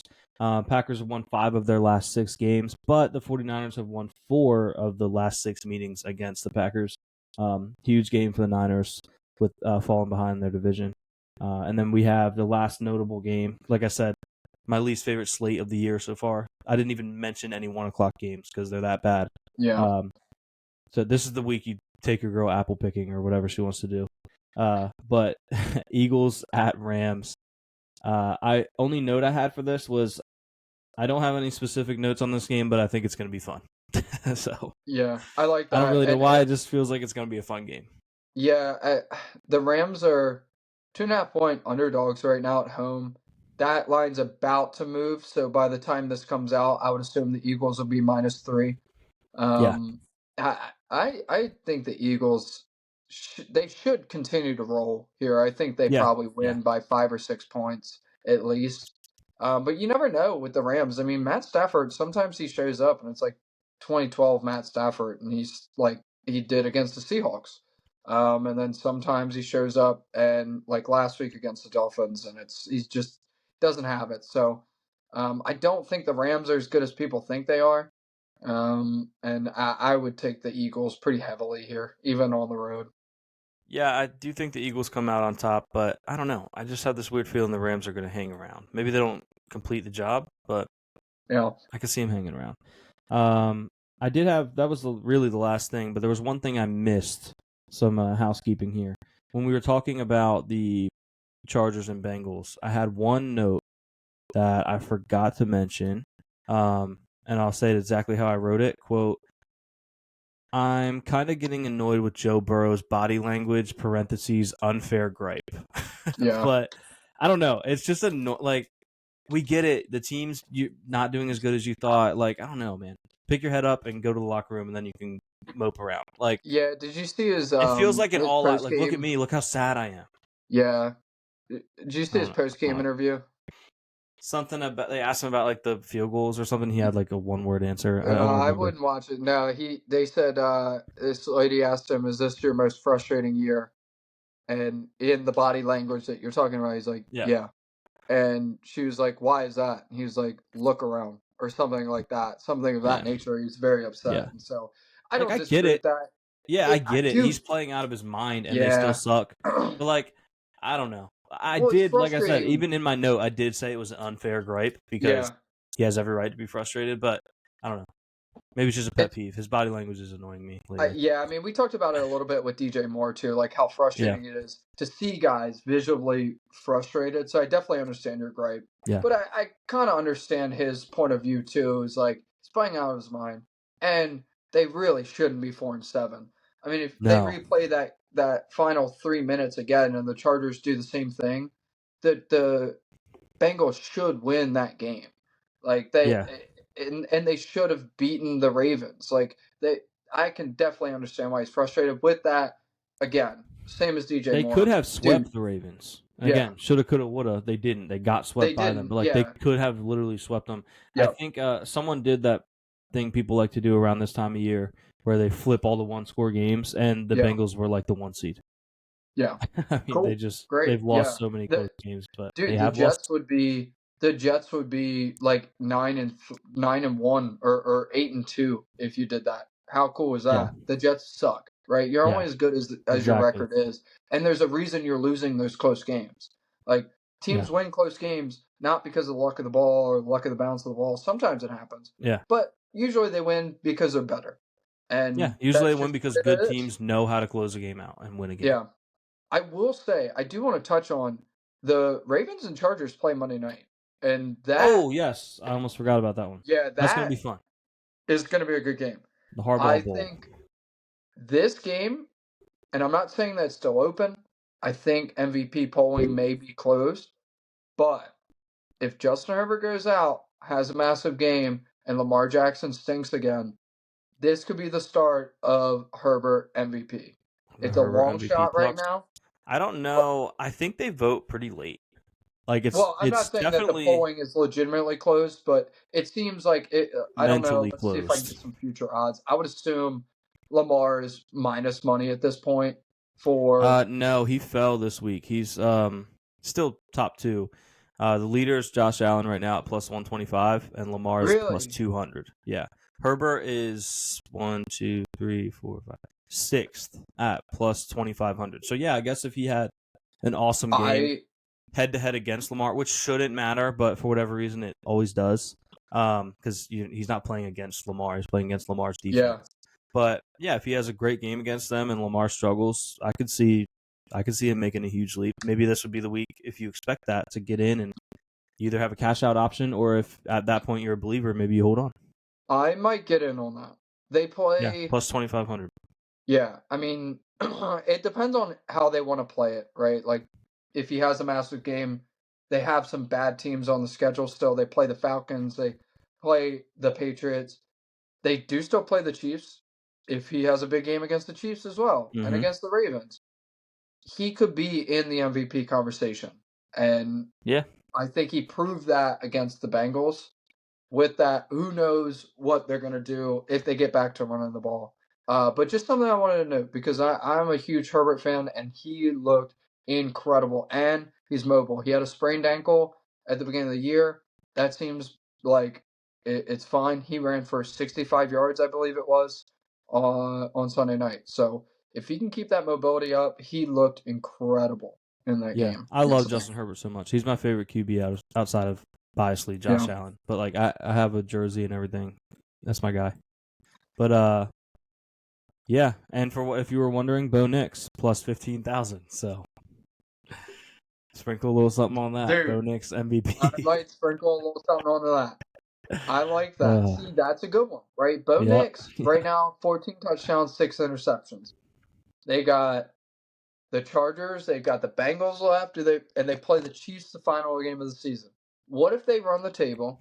Not saying it's going to happen. What if they run the table, Bo Nix continues to play well, and they beat the Chiefs to take the division away or something crazy? Yeah, I mean, they probably still wouldn't give it to him. You probably would have a decent cash out because he wouldn't be plus 15,000. I'll tell you that.